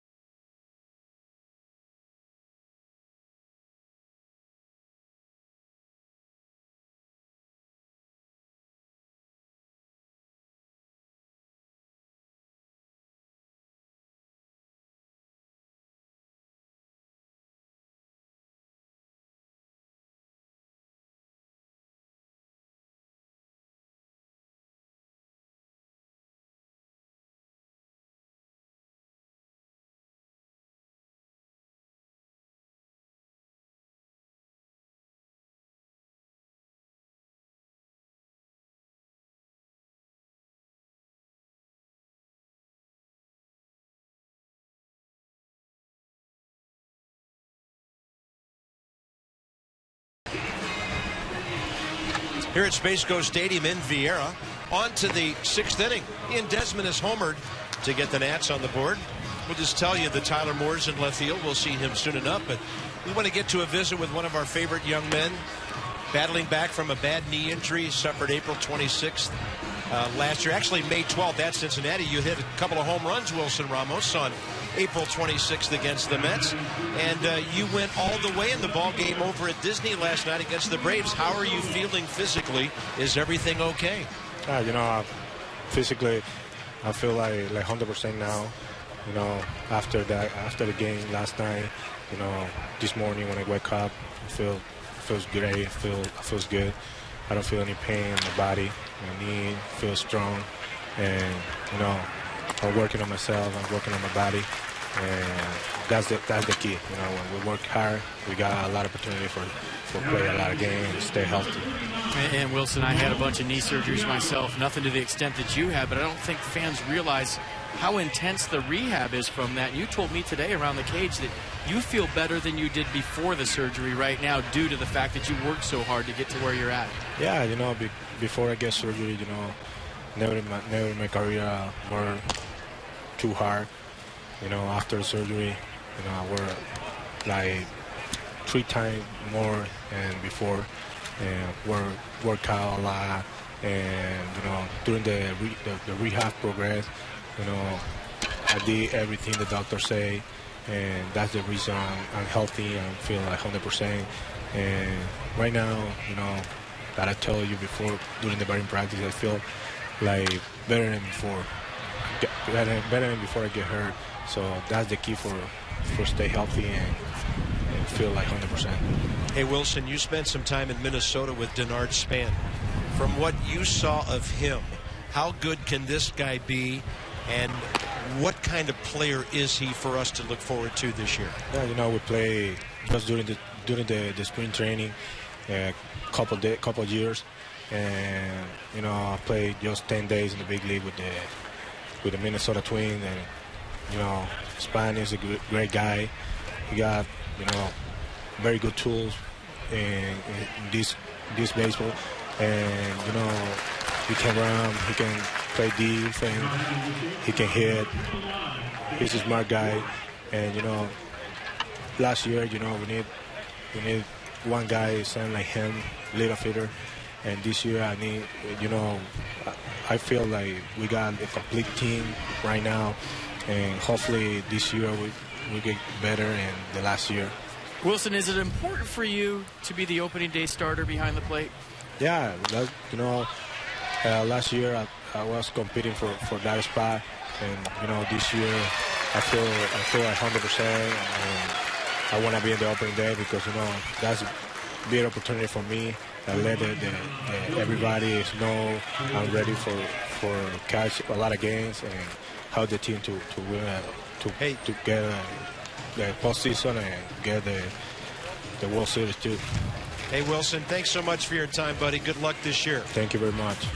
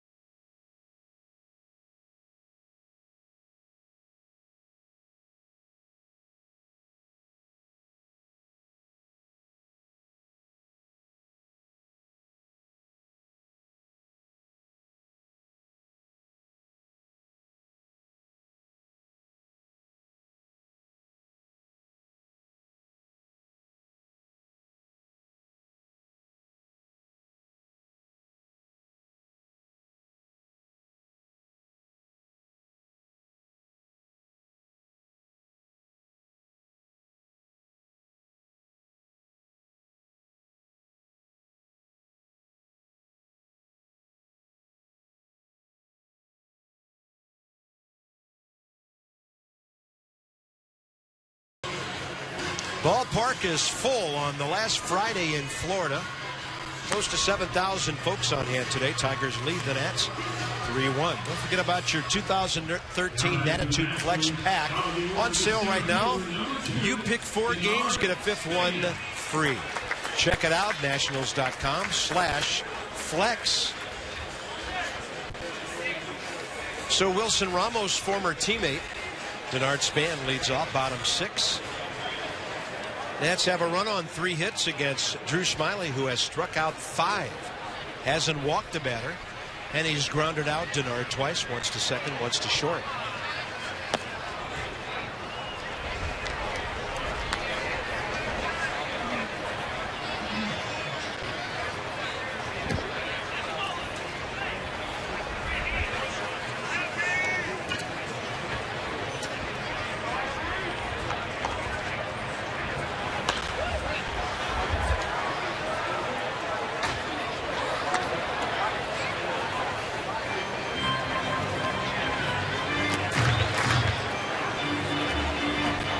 Jason Worth has had a 1-for-2 day. And then Tyler Moore, who replaced Bryce Harper in left field last inning.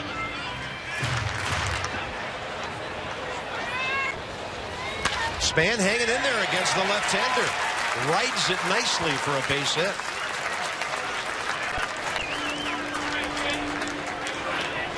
Love that swing and that approach against a left-handed pitcher. We saw with Denard his last time up. He had a ground ball to shortstop. Very close play at first base. So anytime he gets the ball on the ground the other way, he's got a good chance of getting a base hit. But a 5.5 hole right there, a lot like Tony Gwynn. And the Nats have their leadoff man aboard here in the 6th. And Jim Leland will take out his pitcher, Drew Smyly, who he allowed to start the 6th inning. Straight ahead, Jason Worth. This is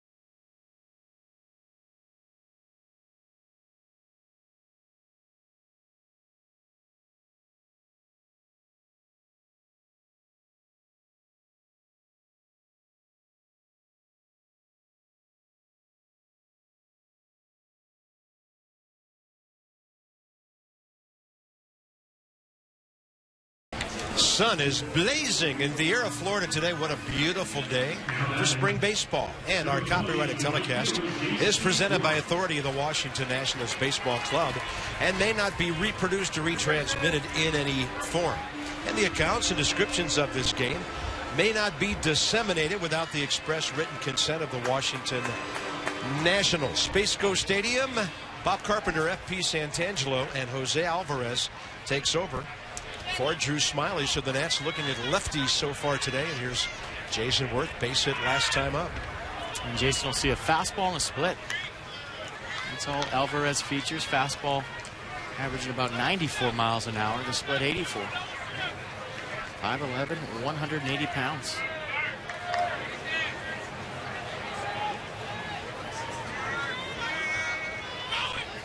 Denard Span, by the way, has done some running. He is 2 for 4 in the stolen base department. Span last year with Minnesota, 17 steals, caught 6 times.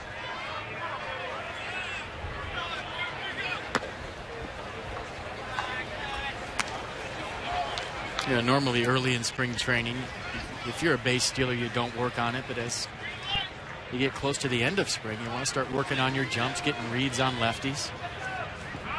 He has stolen 90 bases in the big leagues, been caught 28 times. And base stealing is a lot like, being a hot hitter. You're getting rhythms over there. You're getting grooves to where you're constantly going on good pitches, getting good jumps. You practice maybe peeking in there and trying to get a sign off a catcher who keeps that right leg open for you to see a sign. So I would imagine with camp winding down here that Denard Span's going to start running a little bit more.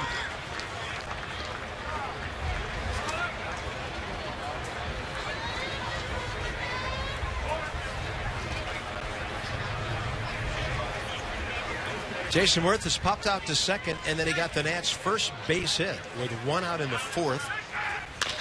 That's a high overspin chopper to short. Worth, Santiago. And did Worth go after, or rather Span go after the second baseman, or what?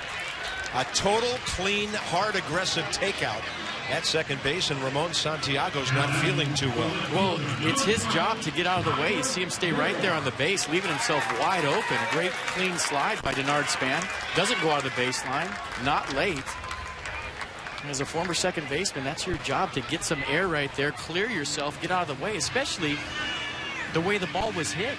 A chopper, you know that someone's going to be on top of you at second base. You know that Denard Span has wheels and good speed at first base, so the speed of the ball dictates as a second baseman. You got to clear right there because you're going to be turning that double play in traffic. The slower the ball is hit, the faster the runner is, means that you're more likely to get a slide and contact. So I think that one's on Ramon Santiago. He had to get out of the way. Tyler Moore, first at bat today, took over for Bryce Harper. And what I'm talking about is watch the chopper off the bat of Jason Worth. So now this is a slow hit ball. As a second baseman, you have things going off in your head that, hey, I got a good runner on first base. I know he's going to be on top of me. The ball is hit slowly. Probably not going to turn to. And if I do turn to, I got to come across that bag, clear myself so I have a clear throwing lane to first base with no traffic. I don't have to worry about contact. So right about here as a second baseman, you're saying, boy, this is going to be a little bit hairy at second base. I got to get out of the way, and Santiago did not, and he paid the price.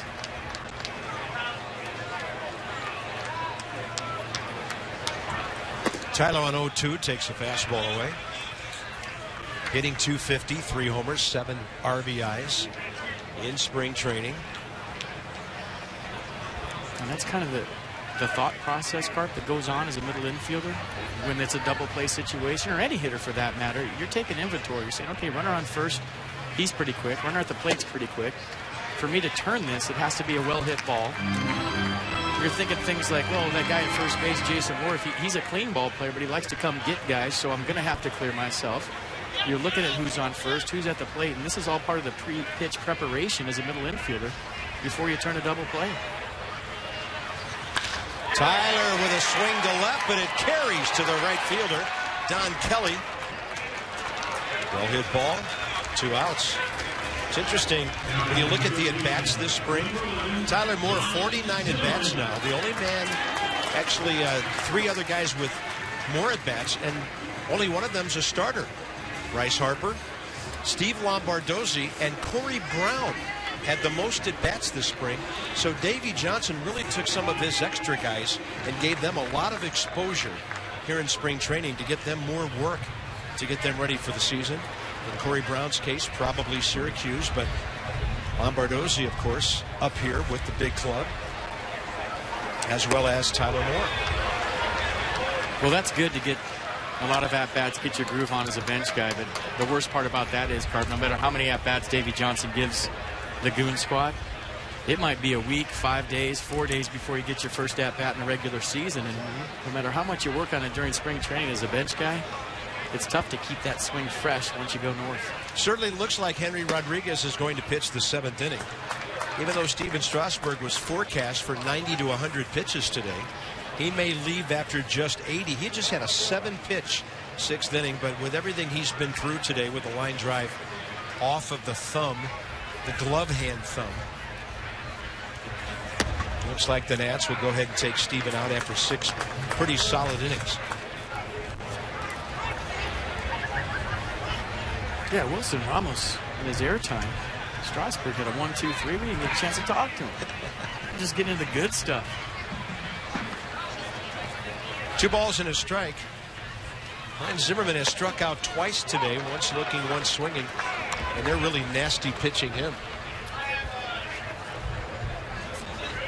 Steven's not usually talkative when he's still in the game. I care about one thing, and I'm sure all Nats fans do, that left hand's fine, and it just goes to show you how irrelevant outings are in spring training. That hand's fine, we're good. That's all that matters. Zimmerman with a base hit up the middle. Worth will make the turn and stop. And Ryan Zimmerman on the board with a hit. The Nats have 2 on, 2 out for Adam LaRoche. A nice piece of hitting right here, right back up the box. Supposed to be a fastball down the way. Alvarez did a nice job of hitting the spot, but sometimes a good pitch gets beat by a good hitter.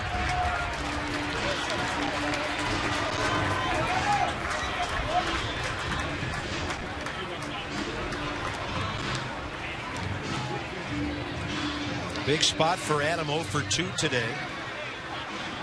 And hitting just under 150 this spring.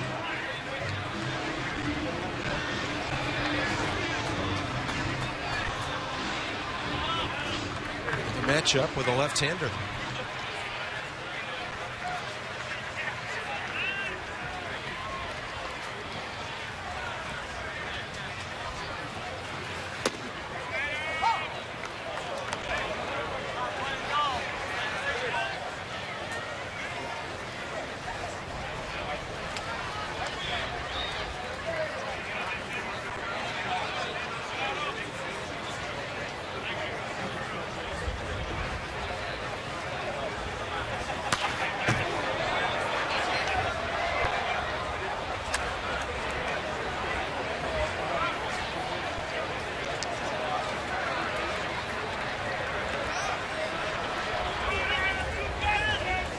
Tough battle here now. No balls, 2 strikes.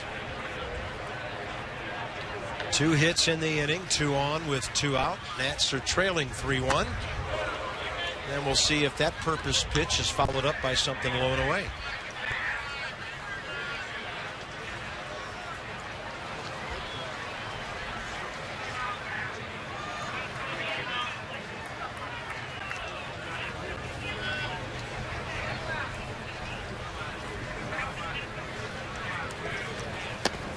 As it is, and it's well outside, 2-2.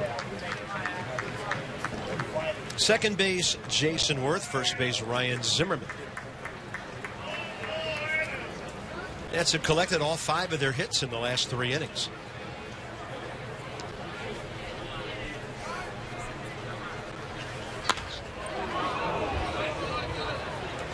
Kind of came in as a frisbee and left the bat as a frisbee. Well, that's one as a hitter. You read rotation on it. You're thinking, okay, that's a slider down the way, forkball, whatever he's throwing with 2 strikes, and you go to reach with your hand where you think the ball's going to end up, and it backs up. Those go a long way in August.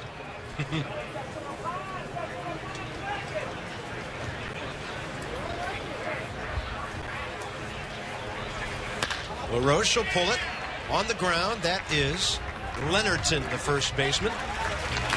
Jordan takes care of that, and this one into the 7th inning. The Tigers by 2.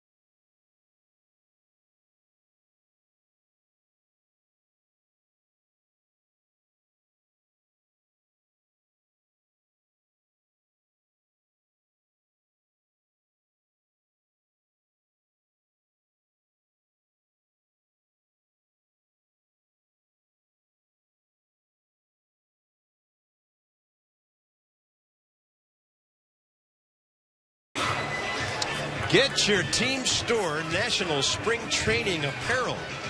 Hey, by the way, we're going to have brand new National scorebooks in the Nationals Park team store this year. They'll be ready for opening day. They'll be free the first week of the season.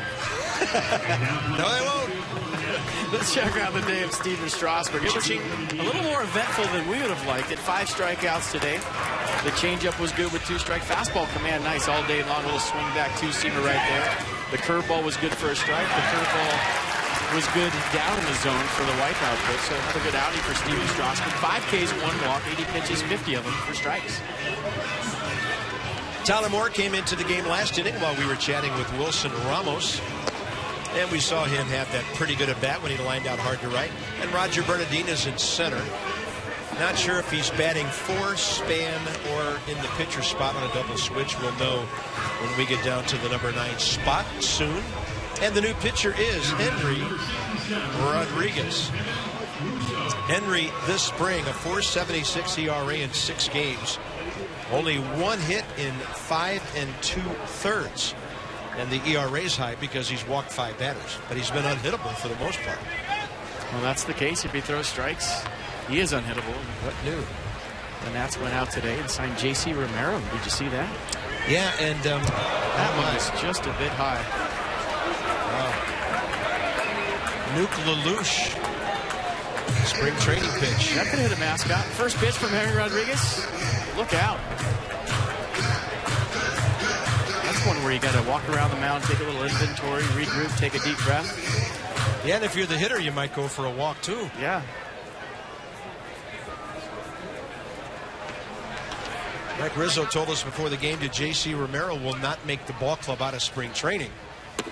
But if there's anything that happens in the bullpen or a certain needs to be filled, a guy with that experience, and he knows this division, having pitched for the Phillies, had a pretty good WBC, didn't he? Well, I was watching thinking, I can't believe this guy's not on a ball club. 91, 92 miles an hour from the left side. Slider was pretty good. Maybe not mid-season form yet for J.C. Romero, but a nice pickup by Mike Rizzo, a guy that when you have 2 lefties down there in that bullpen, you got a big left-handed hitter like Chase Utley, Ryan Howard. You have one guy to get him out in the 6th and maybe another to get him out in the 8th. Yeah.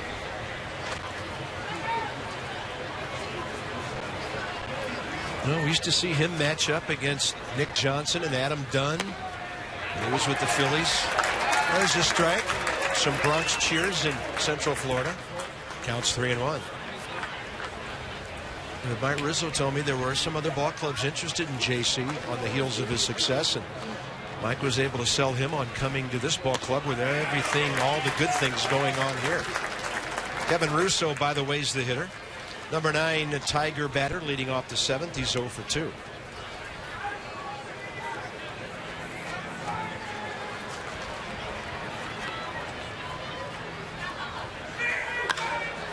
Ball got in on his hands. It's in a good spot, and it'll plug the gap.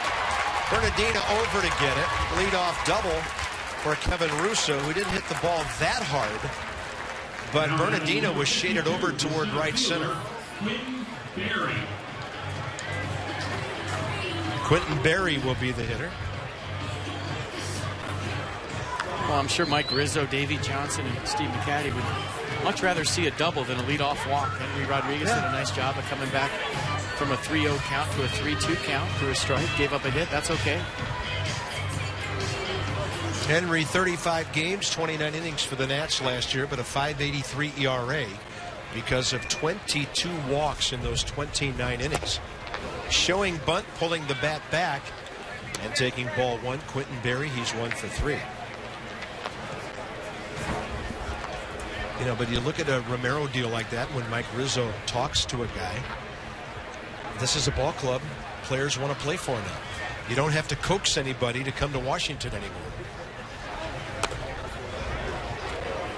Well, that was the whole reason that the Lerners and Mike Rizzo went out and signed Jason Worth to that big contract.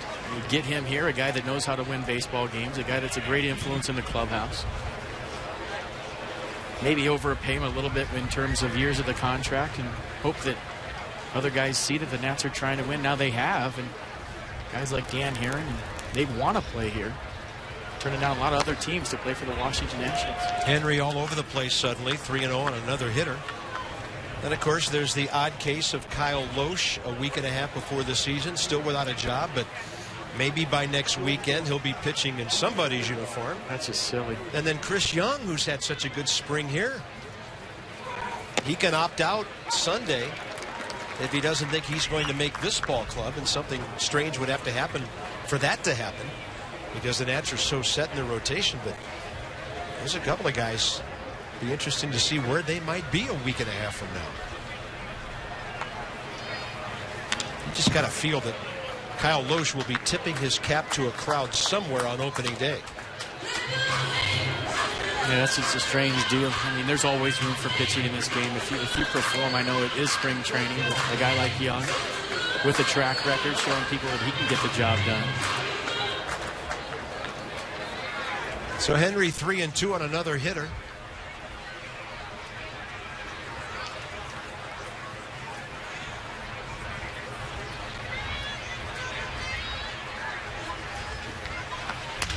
That's a busted bat. With all the pitching talk, no better guest to have than Steve McCaddy going to join us here shortly. Let's go about Steven Strasburg. His hand is outing today, and one of our favorites. How ready he and the rest of his staff are to head north. Greatest announcing voice on a pitching coach ever, Steve McCaddy, next half inning. Yeah, wish I could borrow his. I'll try to lower my voice a little bit for that one. 3-2.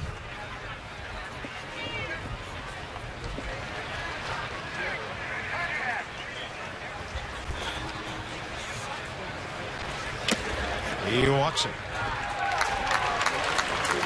There's Steve McCaddy. One of the great characters we've ever had in this organization, and a guy who knows his business as well as anybody in baseball. And he can identify with young guys who have to throw lots of innings. In that scenario he was in as a youngster in Oakland.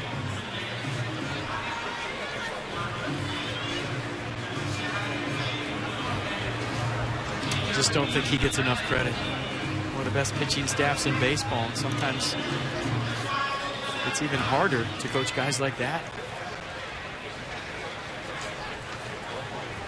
Stay on top of your game. Everybody in that clubhouse respects him. Hard-working guy, does a great job. Showing bunt is Don Kelly, and here's a situation. Actually, it's going to be Jeff McVaney now for Kelly. A situation where Henry really can get himself in trouble because you got a guy who's trying to make an out.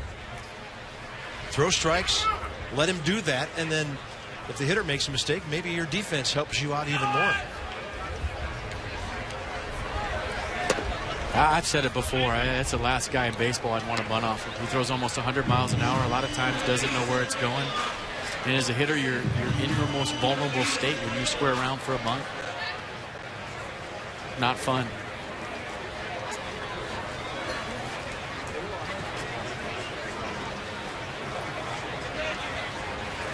Henry goes 3-0 on a third consecutive hit. I would say, and we've seen Henry Rodriguez a lot over the last 2 years, that first pitch he threw had to get in his head a little bit. He's had trouble getting back in the strike zone. The next pitch after that, he choked off to the other side of the plate. Well, you just can't pitch in the big leagues when you're always behind. And really, AAA, AA. I mean, how do you pitch at those levels if you're behind all the time? A lot of young live arms have learned that lesson over the years, and Henry has just never been able to translate that into the big league scene. 3 balls, 1 strike. Bases loaded. Again, that's a hitter who's trying to make an out. Here comes Victor Martinez. Actually, it'll be Steven Moya now for Martinez in the DH spot. Jim Leland brought 12 minor leaguers with him from Lakeland today.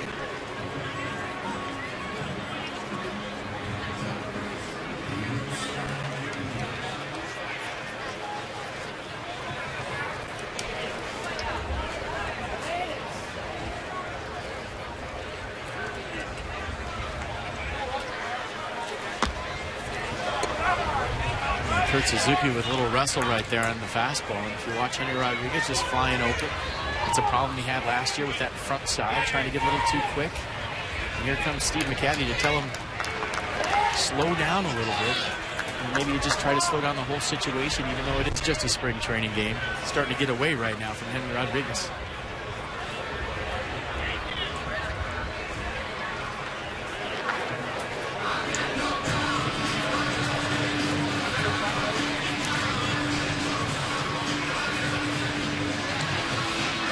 So this bullpen thing's interesting because we talked about this with Mike. You and he had an interesting conversation that I was eavesdropping on today. And, you know, Mike said this whole thing about having left-handers in the bullpen can be overrated. He said, I'd rather have a good right-hander than a mediocre left-hander just to have a left-handed arm out there, because he's got right-handers that can get left-handed batters out. I think with all his right-handers that he does have down the bullpen, they've all had great success against left-handed hitters. Obviously, you know, ideally you'd want a nasty lefty to come out of your bullpen, or a couple of them, to get those big outs in the NL East. But those guys have become expensive, haven't they? That's a good point. Like Sean Burnett. It's all you have to do is look at the Cardinals last year in the playoffs. Every guy they ran out of that bullpen had 98 in their back pocket. It didn't matter if they were facing a lefty or a righty. 98's 98. That's a little tapper that's foul. I mean, good pitching will play. I mean, you look at Steven Strasburg. He faces lefties all day and gets them out. You talk about guys like Ryan Matthews. He can get a lefty out now because he's got the fork ball, wipe away pitch, 2-seam fastball that he can run in on lefties. And he's always got that ground ball in his back pocket. Drew Storm, Tyler Clippard, Soriano. Guys that it doesn't matter, a lot like Steven Strasburg, what side of the plate you're standing on, they get outs. 1-1 pitch. A bouncer, and Suzuki makes an outstanding play. Anytime you're catching Henry Rodriguez with a runner on third, as a catcher, you're thinking, I got to block some baseballs, especially on that curveball changeup combination. Nice job by Kurt Suzuki right there, getting his work in.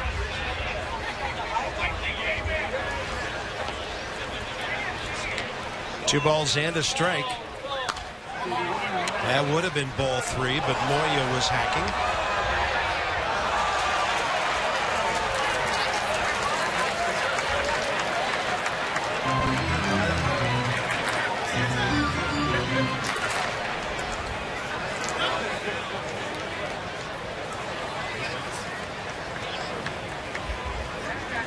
Two with the bases loaded, infield in.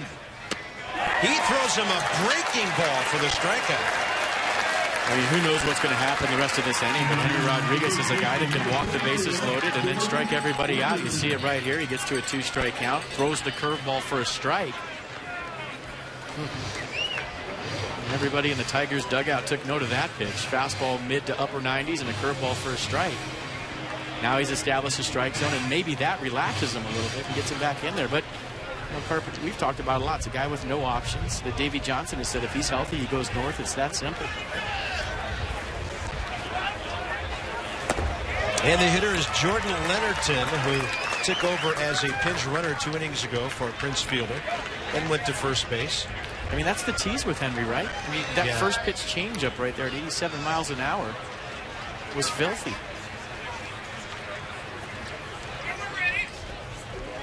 Leonardton, first major league at bat this spring, gets it up in the air. Bernardina, he will dive and make the catch. A run scores on the sac fly, and Rogers saves another run or 2 with a fantastic play. Sharks back. All the Nats fans out there that miss Roger Bernardina, the Shark is back, folks. Air Jaws, first day back from the World Baseball Classic, going in the gap, laying out, and just as good at number 33 as he was at number 2. Roger Bernardina, welcome back. It's good to see. He's a guy that just outruns the baseball at times. The wind blowing from left field across to right field. So as a center fielder, that ball is going to be constantly moving away from you in the gap in right center. And Roger Bernardina didn't care. He outran. Yeah, that was fantastic. Just the wind, so tough to cover that ground when it's blowing like this straight out toward that right field corner. The only difference is if that was the regular season, the whole ballpark would be doing the Shark. And Craig's stamina be jumping up and down like a cheerleader. Brian Pena, the hitter. Suzuki has to go backhand to grab that. So the Tigers score a run and lead 4-1 here, top 7. There's some cool traditions that we saw evolve last year at Nats Park. And the Shark is one of them.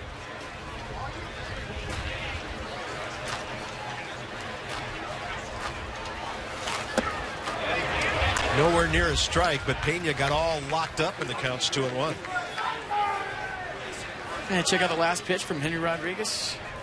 A little cut to that fastball, pulled it across, got the swing and a miss.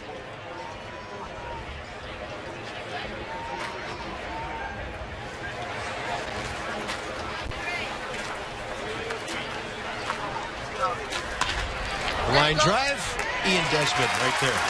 Tigers settle for 1. Desmond will lead off after the stretch. And now the Nats are down by 3.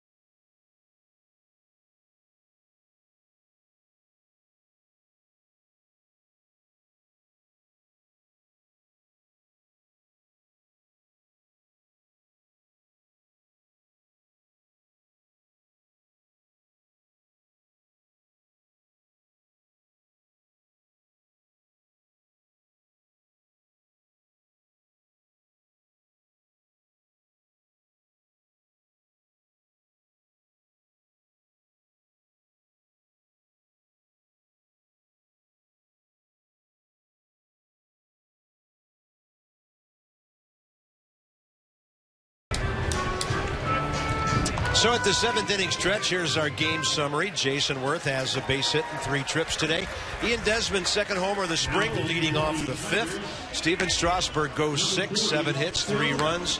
Continues that good strikeout to walk ratio. And here's Ian Desmond's home run swing at Pete 2 innings ago. Almost like he sat on that curveball from Smiley against traffic right there. Wind blowing in from left field. Ian Desmond said, I don't care. I'm still taking the ball out of the yard. About 390 feet against traffic. And Steve McCatty is with us. Cat, always a pleasure, sir. And we'll talk about Strasburg's outing in a moment. But first of all, how about that left hand, that thumb area? He's doing fine. You know, his hands are so big he can't get them completely in the glove, and just got him right at the top of his thumb, between his thumb and his wrist. And I know it hurts, but it's better on your glove hand than your throwing hand. And that's one of those things where you say, hey, don't reach for it, and it's just a natural reaction as a pitcher, right? It was self-preservation on that one. It was a P-rod coming back at you, and you can't help it. You tried to get it, and he said he thought he had it, but that was hit pretty good. And Steve, you and I talked about it before the game today, a long spring training, a little different for you as a pitching coach, getting your guys ready for the season. Yeah, it is, especially when you lose 2 guys to the WBC, your starters, and then you're always trying to fill in the games and get starters going, have long men, get everybody stretched out. And it doesn't really allow you to get a real rotation of guys the days are going to use, because early on you got to use a ton of guys, and it's almost like you got to have 80 in here when they end up taking starters and things. So, I know we have to do it. It's not the favorite thing of mine, but it's the way the game is. And what do you do with your pitchers, say like Steven Strasburg, when you know he's ready and guys are coming up to you telling you they're ready and there's still a couple weeks left in camp? Well, you just say we got to continue working on stuff. It was just like Steven today when he talked about it. There were situations where we just kept pounding it in. We had the open side part of the plate probably available to, especially later in the game. And still we want to work on the inside part of the plate to get them really comfortable with that. And so we just say, hey, as good as you might feel, there's still plenty of things to work on when you're down here. And I've noticed watching him, because we've had him on every TV broadcast all spring, that... Oh, really? Well, hey, our bosses are geniuses. They lined it up. You're working on the 2-seam fastball on the inner half of the plate, the comeback fastball, the lefties with him. I didn't see that a whole lot last year. That's not a 2-seamer. He's trying to throw the 4-seamer, but sometimes he'll pull it and sometimes he'll peel off a little bit and it runs back over the plate. And that's the one thing we were talking about, how you want to try and use him, get comfortable, and that's kind of one of the things we're working on. It's not something that I really want him to do or he's trying to do, but his ball's got life to it, and it comes back at times. By the way, left-hander Phil Koch for the Tigers here in the 7th. Ian Desmond, a ball and 2 strikes.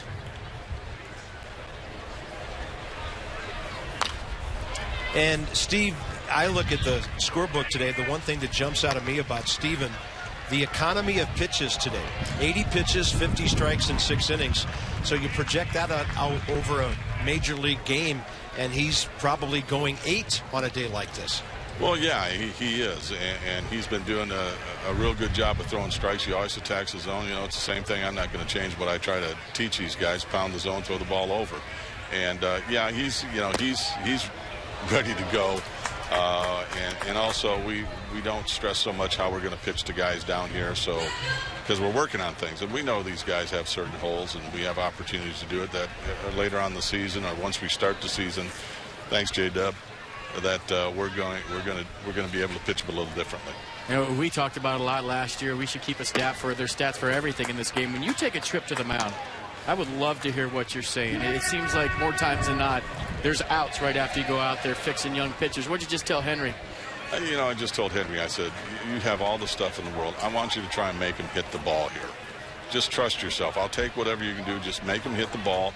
We can get a ground ball right back to you. We'll be out of this inning 2 pitches if you're able to do that. A comebacker to you, and then a fly ball. So we want contact. That's what I want you to do, is try to throw the ball over the plate. Yeah, and in the case of that fly ball, you've always got one of the best defenses in the major leagues behind you, Steve. Oh, yeah. I mean, as long as they're putting the ball in play, I have no problem. I don't want, the 3-2 counts. I want to stay away from that. I want to be, not be behind. And for the most part, everybody's really doing a much better job of that lately. Henry is Henry, and he throws hard. That's going to be something that's always, hopefully we can correct it. We keep working on it, but, that's part of the stuff that comes along with him. Do you think that first pitch he threw got into his head for a minute? I mean, I know it got into the hitter's head, that's for sure. Almost literally, yeah. Great swing by Danny Espinosa, gashing one to center. Ian Desmond reading the fact that the center fielder was going away, and he goes to third. Espinosa follows him to second base. Good base running by the Nats after some really nice contact. That's really interesting there, because we were just talking, Davey was just talking to him about it the other day. He took a wide turn, and he said the thing about it was when you take that wide turn, you can watch the ball, and if it's offline, that's when you can advance to second base. Because the other day it happened, it was offline. He didn't. Today he read it well, and he kept it going. That plays in front of you. It's about time we got a good analyst in the booth. You look at Danny Espinosa coming around first base. He reads the throw nicely. It's all about positioning. Hey, Kat, real quickly, Gio tomorrow at St. Lucie, and then Jordan back here on Sunday. Quick scouting reports on both Gonzalez and Zimmerman. Well, Gio, we had to get him back in the game real quick. He pitched over on the minor league side, and after he was done messing around the first inning, having fun, then he got a little serious. He threw the ball outstanding. I think he punched out about 13 guys that day. Wow. And Jordan, the last time out, we were trying to get him to 90 pitches in 6 or 7 innings. To get everybody else in work that day, I had to send him down to the bullpen and throw 25 pitches to get him up to that point. He threw the ball outstanding. The changeup is really, really helping him. And when he's on, when he's got that command, that breaking ball, now he's added that changeup. He's extremely tough, and he was awfully good. He's added it like it's going north into big league games when we get up there, right? Well, yeah, I hope so. It's like Stammen, though, when we first got here. Stammen said, yeah, he's going to throw a changeup until he gives up a hit on one. But he's really, he's really stuck with it, and he's throwing the ball great. All right, Steve, thanks for the updates, buddy. Always a pleasure. Appreciate your time. It's always a pleasure to be on with two giants like you guys. Just the way we rehearsed it. He was on a little too long for me. He's too good. 1 ball, 1 strike. And it's up and in to Kurt Suzuki. Pitcher spot next. Henry Rodriguez has pitched his inning. So the Nats will go into their bench in a moment. But first of all, Suzuki. He's 0 for 2 today. He figured right there. He's like, that guy's up there for 162, critiquing my pitchers every single game. I'm going to be the color analyst right here.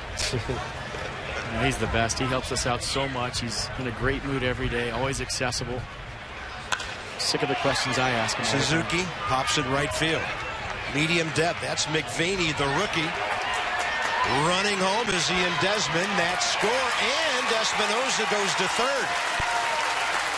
So he's at third base with fewer than 2 outs. Nats could be right back in it here in a hurry. And that's Kurt Suzuki's 3rd RBI of the spring.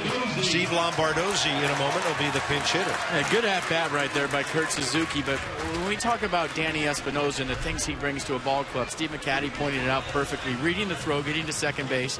Right there, reading the throw to home. He was probably going to tag up either way, but advancing right there to third base with 1 out. Good at-bat, Kurt Suzuki. Nice base running this inning by Danny Espinosa.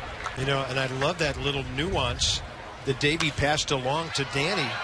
The further you round the first base bag, the better you can read the angle of the throw coming in. And the easier it is for you to advance should the throw be offline just a little bit. You take that big aggressive turn, that wide turn. Now you're cutting down the distance you have to go should you decide to advance to second base. So Lombardozzi can make this a 4-3 game, and he doesn't have to get a hit to do it. Breaking ball drops in. Now it's quickly 0-2 to Steve, who's hitting $164 this spring. 9 for 55, but he's made his hits count. He has 8 RBIs.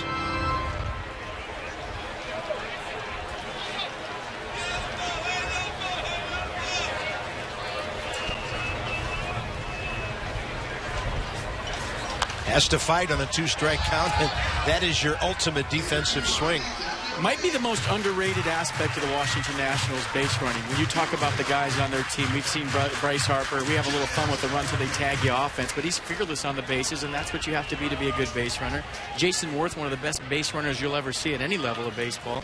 Ian Desmond, Danny Espinosa, guys that could be hitting 1-2 in a lot of lineups that aren't afraid to make a mistake. Roger Bernardina. I mean, you name it. Lombardozzi, the guy in the box right now. A lot of heady base runners, but what I think more important is a lot of fearless base runners, guys that are not afraid to make a mistake. And I think that goes back to the skipper and Davey Johnson. When you have a manager that's not going to give you the stare when you make an out, when you come back to the dugout, or say something to you, now it allows you as a player to have that freedom to take chances. And all good base runners take educated chances on the bases. 1-2 to Lombardozzi. On a pitch up, lines it hard to right. Espinosa will score easily on that play. Good at bat by Steve Lombardozzi, who was in a big-time 0-2 hole, and he collects his 9th RBI of the spring. 4-3 ball game. Well, it's one thing that the National League learned about Lombardozzi last year. He'll fight you. He's a guy that, with 2 strikes, is very comfortable in the batter's box. A lot of times he's just a good hitter 0-2 as he is 2-0, and you see the results right there. Nice job of getting the ball to the outfield, scoring Danny Espinosa, and making this a one-run game. I'll tell you what, there's a dad somewhere smiling about that at bat right now, Steve Sr. That was good stuff right there. Well, now we know Roger Bernardina did replace Span both in center field and in the lineup, number 1 spot. See how many ABs Rogers had this spring. 1. He's ready. Hey, he played in the World Baseball Classic. Got injured, so he missed some time there. Cost him some at-bats, but I think the Netherlands surprised everybody by advancing to the finals. Maybe everybody but themselves.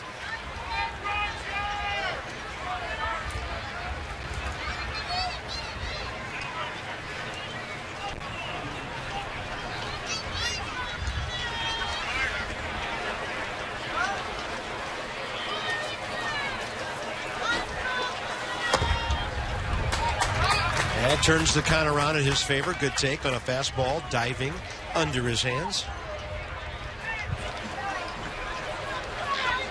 I was watching Roger hit the other night, and he had a toe tap going. I hadn't seen that with him yet, but he scrapped that going back to his little leg kick where he starts it early, kind of turns his hip to the pitcher like that.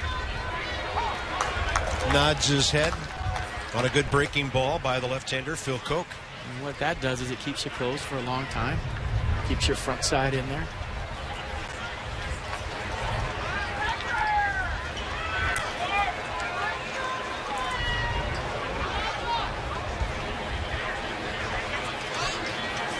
Bernardina lifting one, and it's caught by Santiago.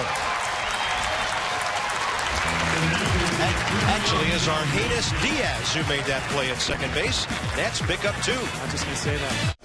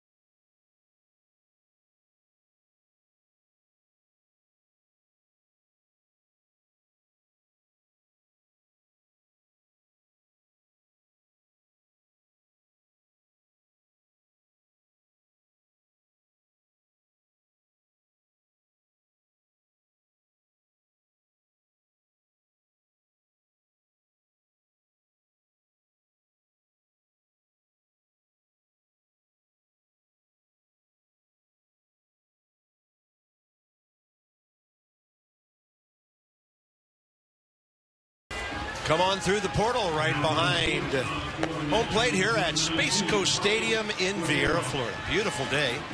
Capacity crowd. And a good ball game now. The Nats are back in it. You can get in the game. How about just about every night? You can have a 2013 season plan at 2012 pricing. Go to nationals.com/2013 to check it out. The special offer expires in 9 days, March 31st. Steve Lombardozzi will stay in, play second base. And on the double switch, batting 7th and pitching, it'll be the outstanding sinker baller, Ryan Matthews, who makes his 9th appearance of the spring. 8 hits in 9 innings, 11 strikeouts, 1 walk, and the Grapefruit League hitting only .229 against him. Yeah, having a good spring. Early on in the spring, the velocity wasn't there, but it actually added some sink to his 2-seam. It's his best pitch. 2-seam fastball, 4-seam fastball. He needs a strike. Slider, split. Matt Tuiasosopo. It's gone all the way in left field today. This guy was hitting just under 500 over the last week or so for the Tigers coming into this one. He's had a homer in 3 trips. He lifted a fly ball into that breeze, hit it well, and he went opposite field against Steven Strasburg back in the 2nd. Matthews just a little move away from the center of that bat at the end of that pitch, and a weak ground ball out to Ian Desmond. Oh, wait a minute. How about that? Carlos Rivera, a little shortstop action here. You come into a big league game, guess what? The ball finds you every single time. Carlos Rivera, he can look routine. Played right field the last game we had here against the Astros. Intriguing guy. Size, pop in that bat. Here's Argenis Diaz, the second baseman.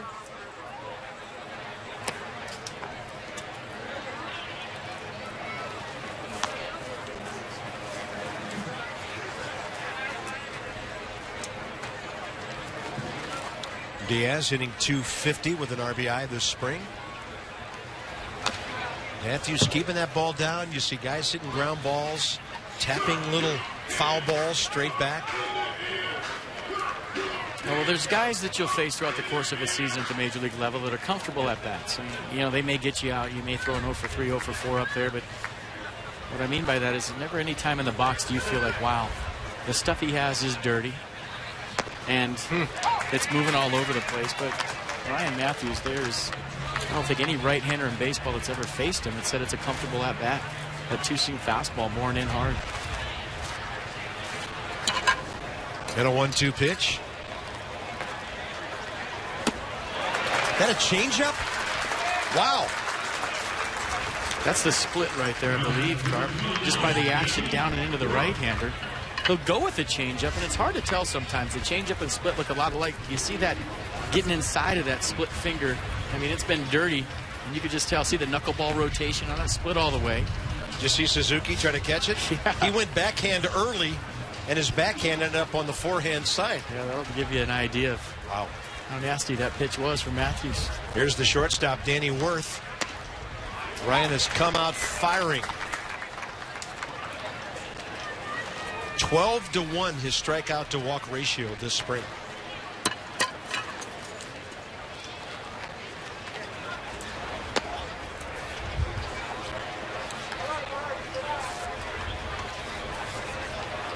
If you back up anticipating the sinker, he'll drop the slider on you. If you try to extend, pretty soon 90 plus is under your hands. Just a little bit low. He threw the slider for a strike to Diaz. Just missing there, 2-1.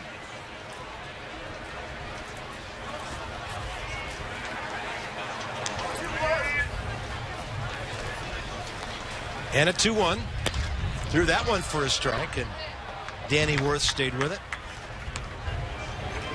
Let's see if he goes back to that split with 2 strikes.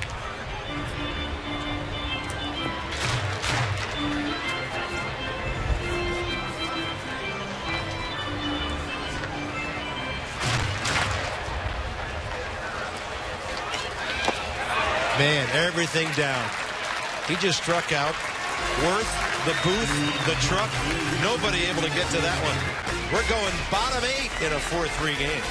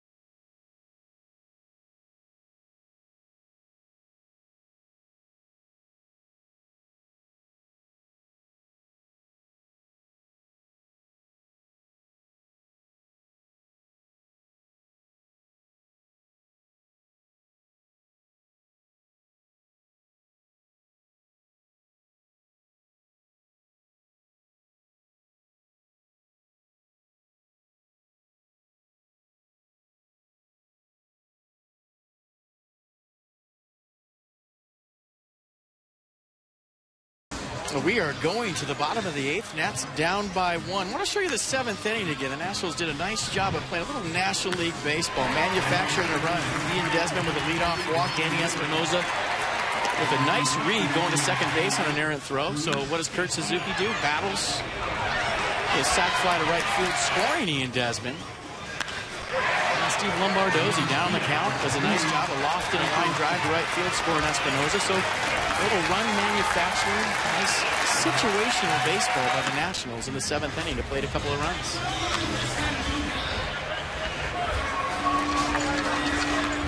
Right-hander Brian Villarreal from Venezuela. 50 games for the Tigers last year with 3.5 the record, 2.63 the ERA. Strikeout guy, 66 strikeouts in 55 innings.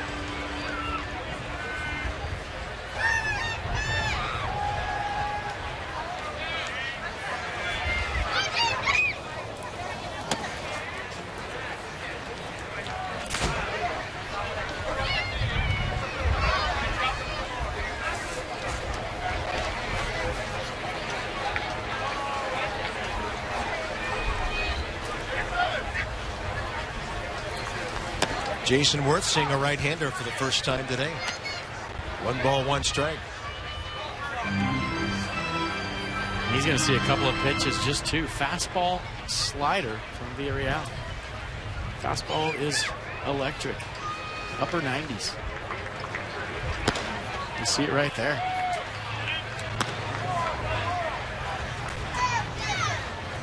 Fastball averaging 97 miles an hour last year. Slider 87. Good stuff.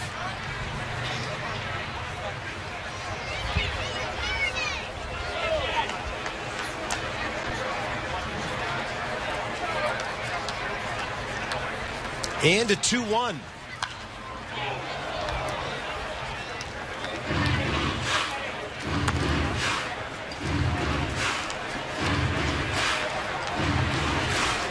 So it's Worth, Moore, and Zimmerman, 2, 3, 4 here in the 8th.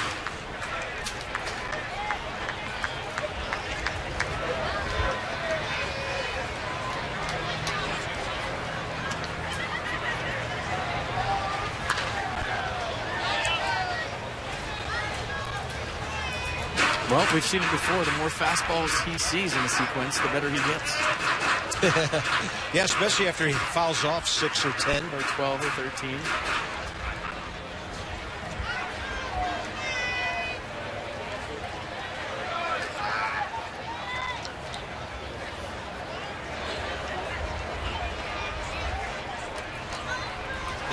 Worth will reach and get another base hit. Yep. They were guarding the line here in the 8th inning. Kevin Russo way over toward the bag, so he had no chance to cut that ball off. And Jason Worth came in hitting .297, and he's 2 for 4 today. Yeah, a couple of base hits for Jason Worth, and you know, we just said the more fastballs he sees, the better he gets. A little 2-seamer down right there. But watch the turn at first base. You talk about how the Nationals run the bases, and we just gave Danny Espinosa, Ian Desmond props last inning. But watch this. This is a spring training turn, folks. Big wide turn, taking about 2 on a ground ball base hit to left field. Love it. Looking for a bobble, looking for any way to advance right there. Hustling down the line. Big turn. You see, it's just spring training, and these guys go through the motions. It's the reason why they run the bases well during the season. Little things like that.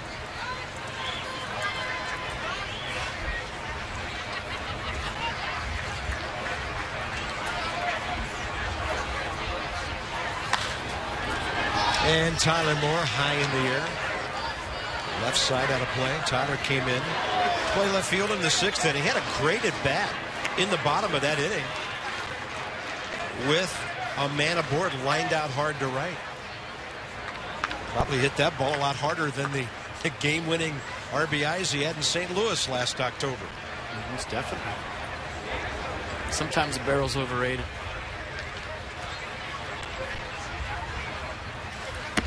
Next to the breaking ball that just missed. Not a bad pitch by Brian Villarreal. Not a big guy right there, but a big arm. Yeah, listed at 6 foot 170. He will be 26 in May.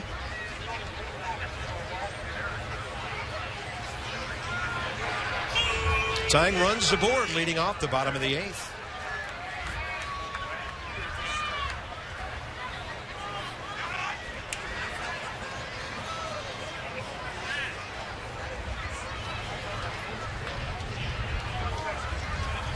Fastball, and Tyler took a pretty good hack, fouled it straight back.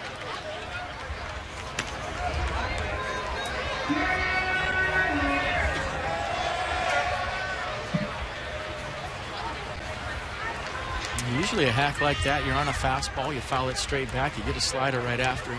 Telling everybody you're right on it, just missed it.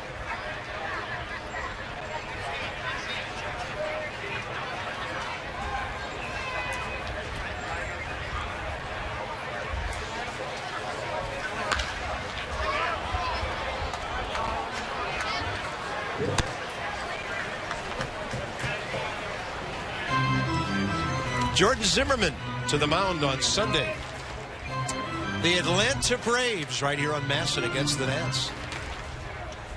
It'll be our final telecast from here, the final of our 5 from down here, and then we'll have the Yankees and the Nats for you 2 o'clock next Friday, Nationals Park.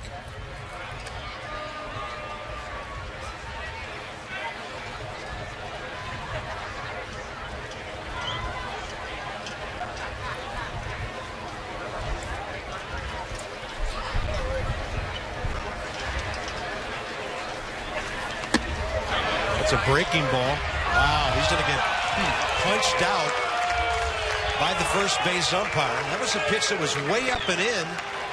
We thought for a moment Tyler might have held up. Paul Emmel didn't think so and rang him up.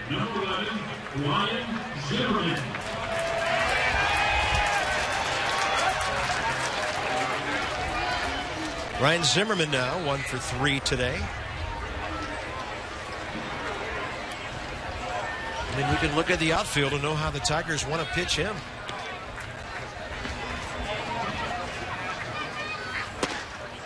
There's a fastball to the outer half with the center fielder. Probably 20 feet toward the gap.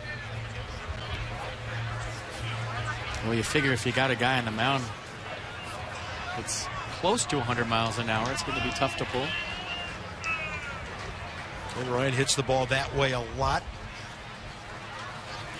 That's a breaking ball with a lot of snap to it that drops to the inside half.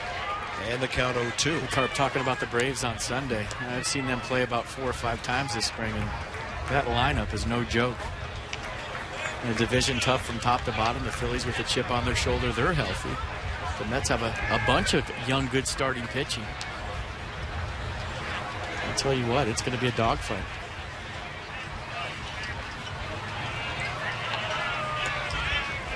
Yeah, not too many teams have an easy road to October, and in this division, no way.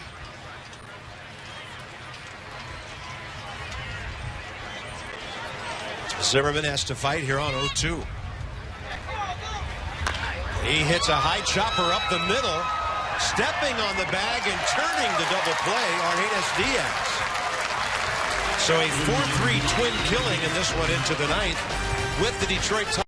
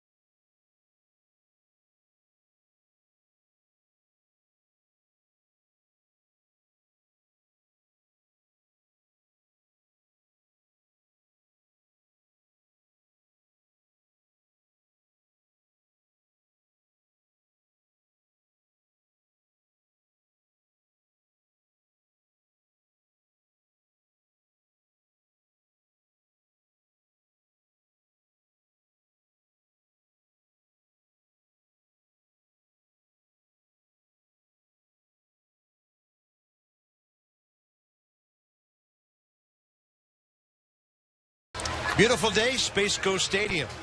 4-3 ball game, top of the ninth coming in. And on the heels of one of the best relief performances we've seen this year, ground ball to short, strikeout.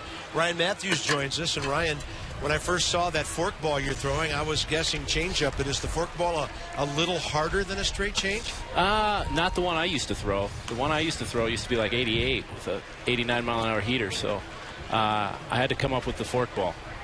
And it seems like you have a better feel for it this year. It's a lot nastier, and you're using it more. Yeah, absolutely. That's something I wanted to do coming in. When it's looking like we're gonna, the right-handers are gonna be facing a lot more left-handers down there this year.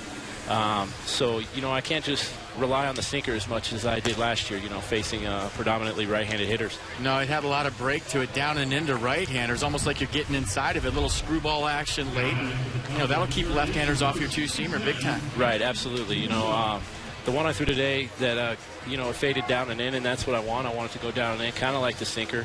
So it was a pretty good pitch for me today. Well, what'd you take from last year? I mean, I've watched you grow from a rookie to where you're at right now, and it culminated with an amazing outing in the NLDS. I mean, talk about that whole experience and what you've learned the last couple of years at the major league level. It was an amazing experience. One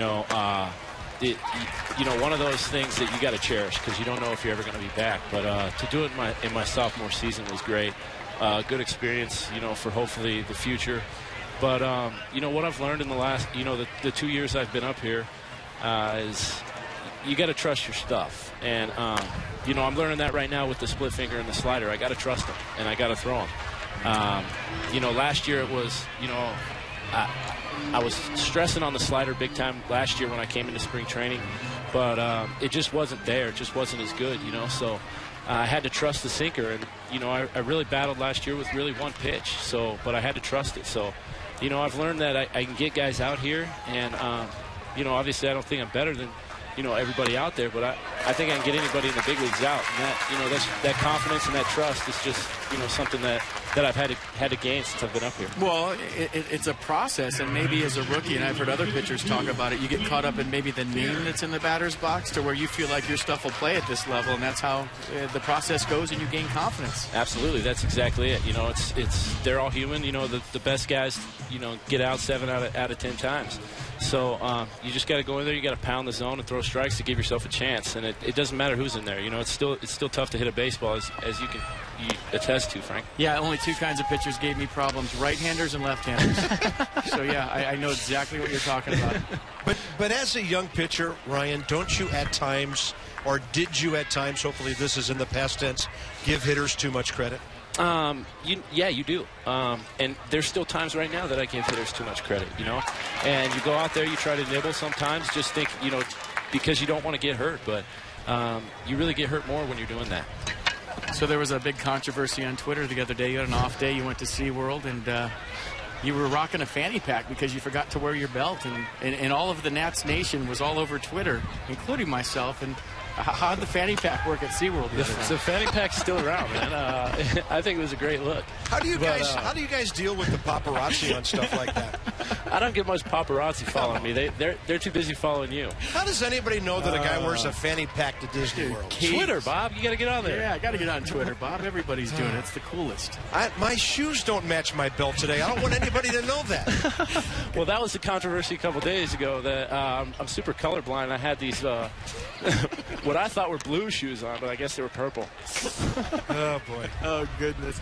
Katy Perry fanny pack. You throw 96. It's all good. I guess my shoes didn't match my fanny pack. Yeah, Katy Perry fanny pack 96. You're a very puzzling young man. Yes, absolutely. I like to keep people on their toes. 2 balls, 2 strikes, clipper. Tyler taking some off, throwing that changeup. I mean, Ryan, the makeup of this bullpen, so solid from last year. Of course, Sean Burnett leaves, and at some point, we're not going to mention that anymore because you guys get left-handers out so well. But with the addition of Soriano, how do you feel about this whole bunch you're a part of down there? I mean, it's a great bunch. Just the last 2 years, too. We're going to miss Sean. Sean's a great talent, one of my all-time favorite people that I've met in the game. He was a great mentor to me coming up as a rookie, kind of took me under his wing. So I'm going to miss him big time just as a friend, But, the addition of Soriano is going to be big. I mean, he's got a track record. He saved 43 games last year. And, you know, he's been around, so he's going to help us, you know. Tyler, myself, Drew, you know, the younger guys, Henry down there, he's going to help us a bunch. And he's got great experience at the back end of games, like Tyler and like Drew. So, you know, give us a lead in the third inning. We should be pretty good. But there's got to be an adjustment process with the roles. Last year, you guys knew this is my situation. You knew before Jimmy Lett told you were going to get up before the phone rang. This is probably where I'm at. Is that going to be an adjustment process this year to figure out when you're coming in and who you're going to face? Yeah, I mean, it's going to be an adjustment just because it's going to be different than last year. But, you know, I think we'll settle into our roles. Davey runs the bullpen very good, you know. So he'll keep us all fresh, and I think we'll get used to our new roles. No balls and 1 strike to Jeff McVaney, right fielder. I feel like a fanny pack would be a good look for everybody running out to the bullpen in the third inning like you guys always do. We keep our snacks in there. There you go. What do you guys eat in the bullpen? Mostly seeds. Yeah, a lot of seeds. Mix in an occasional cracker? No, not nothing too many heavy, crackers. huh? No, Nothing no. heavy? Yeah, we try to get our meal in before we get down there. Goodness. Do we talk enough? I'm sure we don't at times about the bullpen coach and Jim Lett. Guy's been in the game for a long time, several different organizations. I know our old buddy Ray Knight knows Jimmy well from his staff in Cincinnati. What does Jim Lett do for you guys down there? Oh, Jimmy's great. You know, I haven't had experience with anybody else, but I would go on record saying he's the best in the business.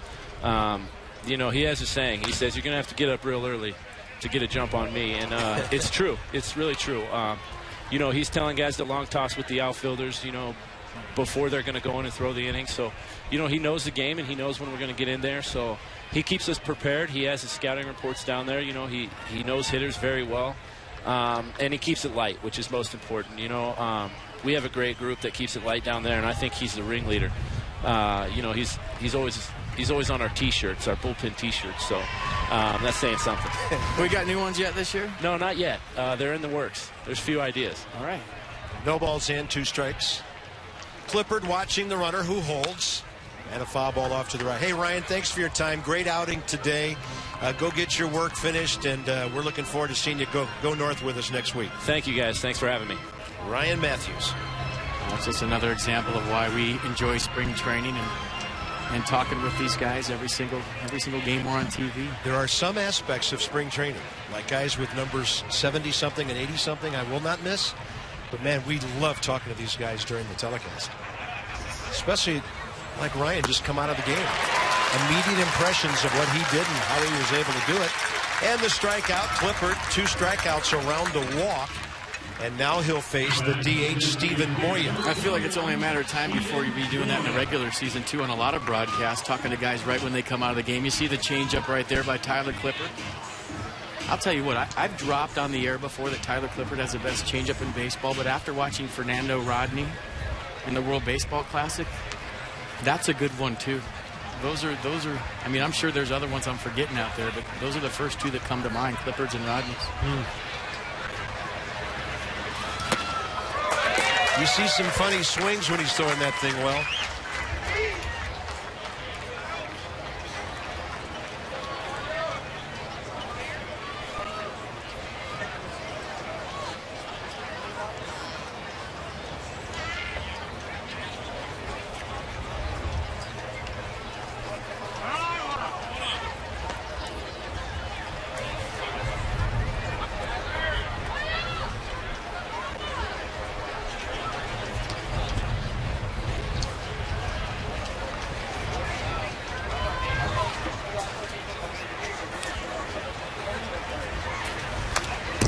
Oh, by the way, I forgot to tell you, my mom is rocking the Bob Carpenter scorebook at the high school baseball games right now. She absolutely loves it. Really? Yeah. Oh. So after throwing it under the bus earlier, saying they'll be free at the She next didn't shop. get hers free, did she? Yeah. Is that one I gave you? Oh, yeah, it was during the free sale you had last Yeah, year. I gave you one, and you used it for like 2 days, and it was too complicated for you, so you went back to your Mike Krukow, Dwayne Kuiper sheets. It was just easier. Your cardboard sheets. Just Okay. broke It's it in with It's this. not for everybody. Can't be all things to all people. You can't flip yours over during the postgame show. I know, but I can look back in September and know what a guy did on May 1st. That's true. 1 ball and 2 strikes. And by the way, we picked out a wonderful picture for the cover of Nationals Park in all of its glory for a beautiful day game last year. Our new Nats scorebook will be on sale in their opening day. Yep. Couldn't get them in there by Friday, but we'll have them there Monday. 1 ball and 2 strikes.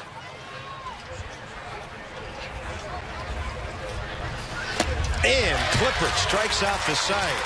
A no-contact ninth. Hopefully it's not the case in the bottom with Adam LaRoche straight ahead.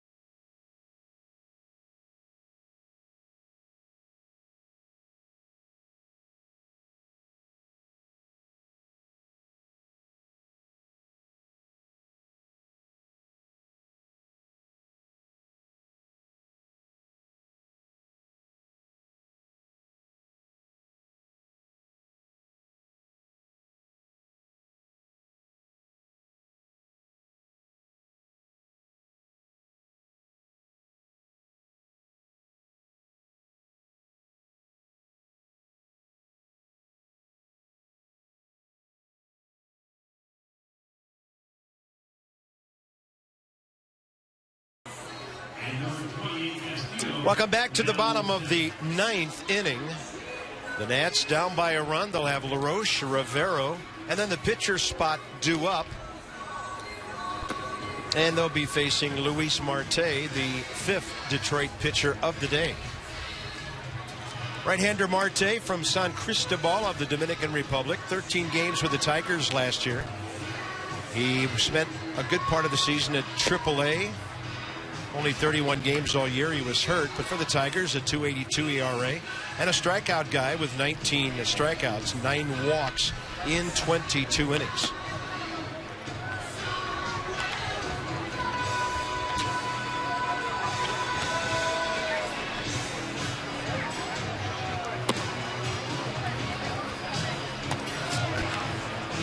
He's a 4-pitch guy. Fastball, slider, cutter, change. Fastball average in the low 90s.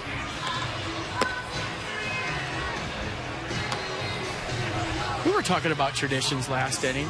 Roger Bernardino, the Shark. I had some thoughts on keeping that Take On Me going at Nats Park. Really? Yeah, I think they should keep it going.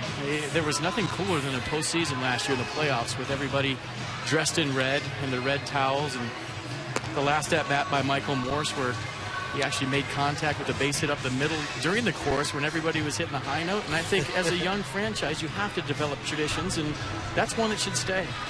I don't know if you do it in the 7th inning or the 8th inning or you make it part of the game every night, but I know it was Michael Morse's song, but I think he'd be proud if the Nats kept that going. And I know it's one of my favorite parts every night when everybody tries to hit the high note and Take On Me, and there's no reason why that shouldn't be a part of the game at Nats Park every single night, at least on games when they're winning late. Yeah. Well, I can see a groundswell starting to make itself seen. Maybe in the works already, but I hope it sticks around. It's a cool thing, and I think it's part of DC tradition already. Adam LaRoche 0 for 3 today, 3 ground balls. We'll see a right-hander for the first time. Nats are down by a run. Carlos Rivero next. And then according to this busy scorecard today, there would be the pitcher spot after that. We'll check on that to make sure. And now LaRoche in the hole 0-2 to Marte. Tigers tried to win their 15th game of the spring. They're 14 and 11. The Nats are 11 and 12 with 2 ties. LaRoche did not hold up. Punched out by Manny Gonzalez down at third base. Check it out one more time. Did he go? You be the judge at home. It's a good shot right here. Side swing. That's a smell in the finish line. 9th inning spring training call. Carlos Rivero. We've seen him play outfield mostly in the spring. He's just 7 for 41, batting a .171, but he has 9 RBIs.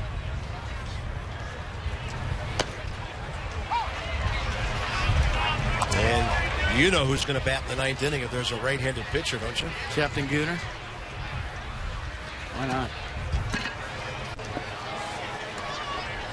Evidently, Chad was already in the game at third base for Zimmerman last inning. Where was that on your Bob Carpenter scorebook? It's in there now. Ryan Matthews was regaling us when the big, strong redhead Chad Tracy snuck into the game.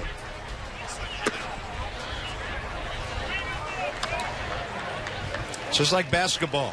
It's who's on the floor at the end of the game, not at the beginning of the game, right? You're watching a few games tonight. Yeah. Watch my Hurricanes make their run. Yeah, they could make a deep run, those guys. 1 ball and 2 strikes. And Rivero reaching but striking out. And it'll be up to Chad Tracy. Maybe time to see if he can tee off. Chad had quite a session of BP in the breeze here earlier today, and it may take one to reach the cages out there in right field to keep this thing going. Chad Tracy on the spring, coming back from a knee problem, feeling great. 8 hits on the spring with a homer and 5 RBIs.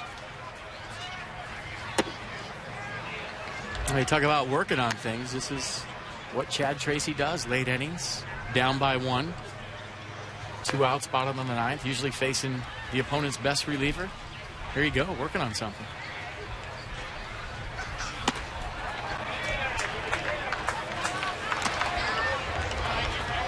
And this is a swing.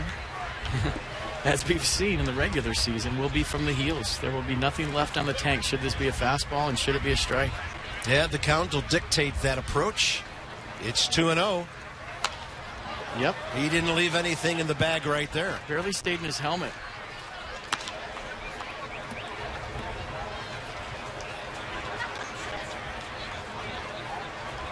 Let's check it out. 2-0, down by 1, bottom of the 9th. You're the pitch hitter deluxe off the bench. This is what you're supposed to do. Let it rip. You know, everybody talks about the injuries of this ball club. People forget about the time that Chad Tracy was out. He still managed 12 pinch hits on the year, resulting in a home run and 11 RBIs. Hit .261 as a pinch hitter. What do you think? Anything over 250 is really good? Amazing. It's the hardest job in baseball. Sit there for 8 innings. You get 1 at-bat and the game's on the line. You find a good one, it's like gold. That's close. Looked like Marte turned one over and it just missed away.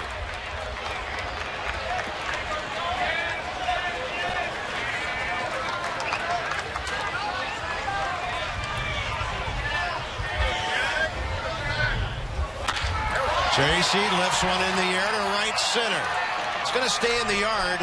Quentin Berry puts it away, and the Tigers win it in 2 hours and 56 minutes. 4-3 over the Nats. Any final thoughts? Strasburg was pretty good today. No, he looked good, and the best thing about today is that his hand's all right, and hopefully it is. A little scared there back in the early innings, and the Tigers take it 4-3 for FP. I'm Bob. We'll see you again Sunday for the Nats and the Braves. We'll get you going at 1 o'clock, and Jordan Zimmerman will be towing them out for that one. This has been a presentation of Masson. Hope you enjoyed a beautiful day from Vieira. We'll see you in 48 hours. Until then, so long for just a while.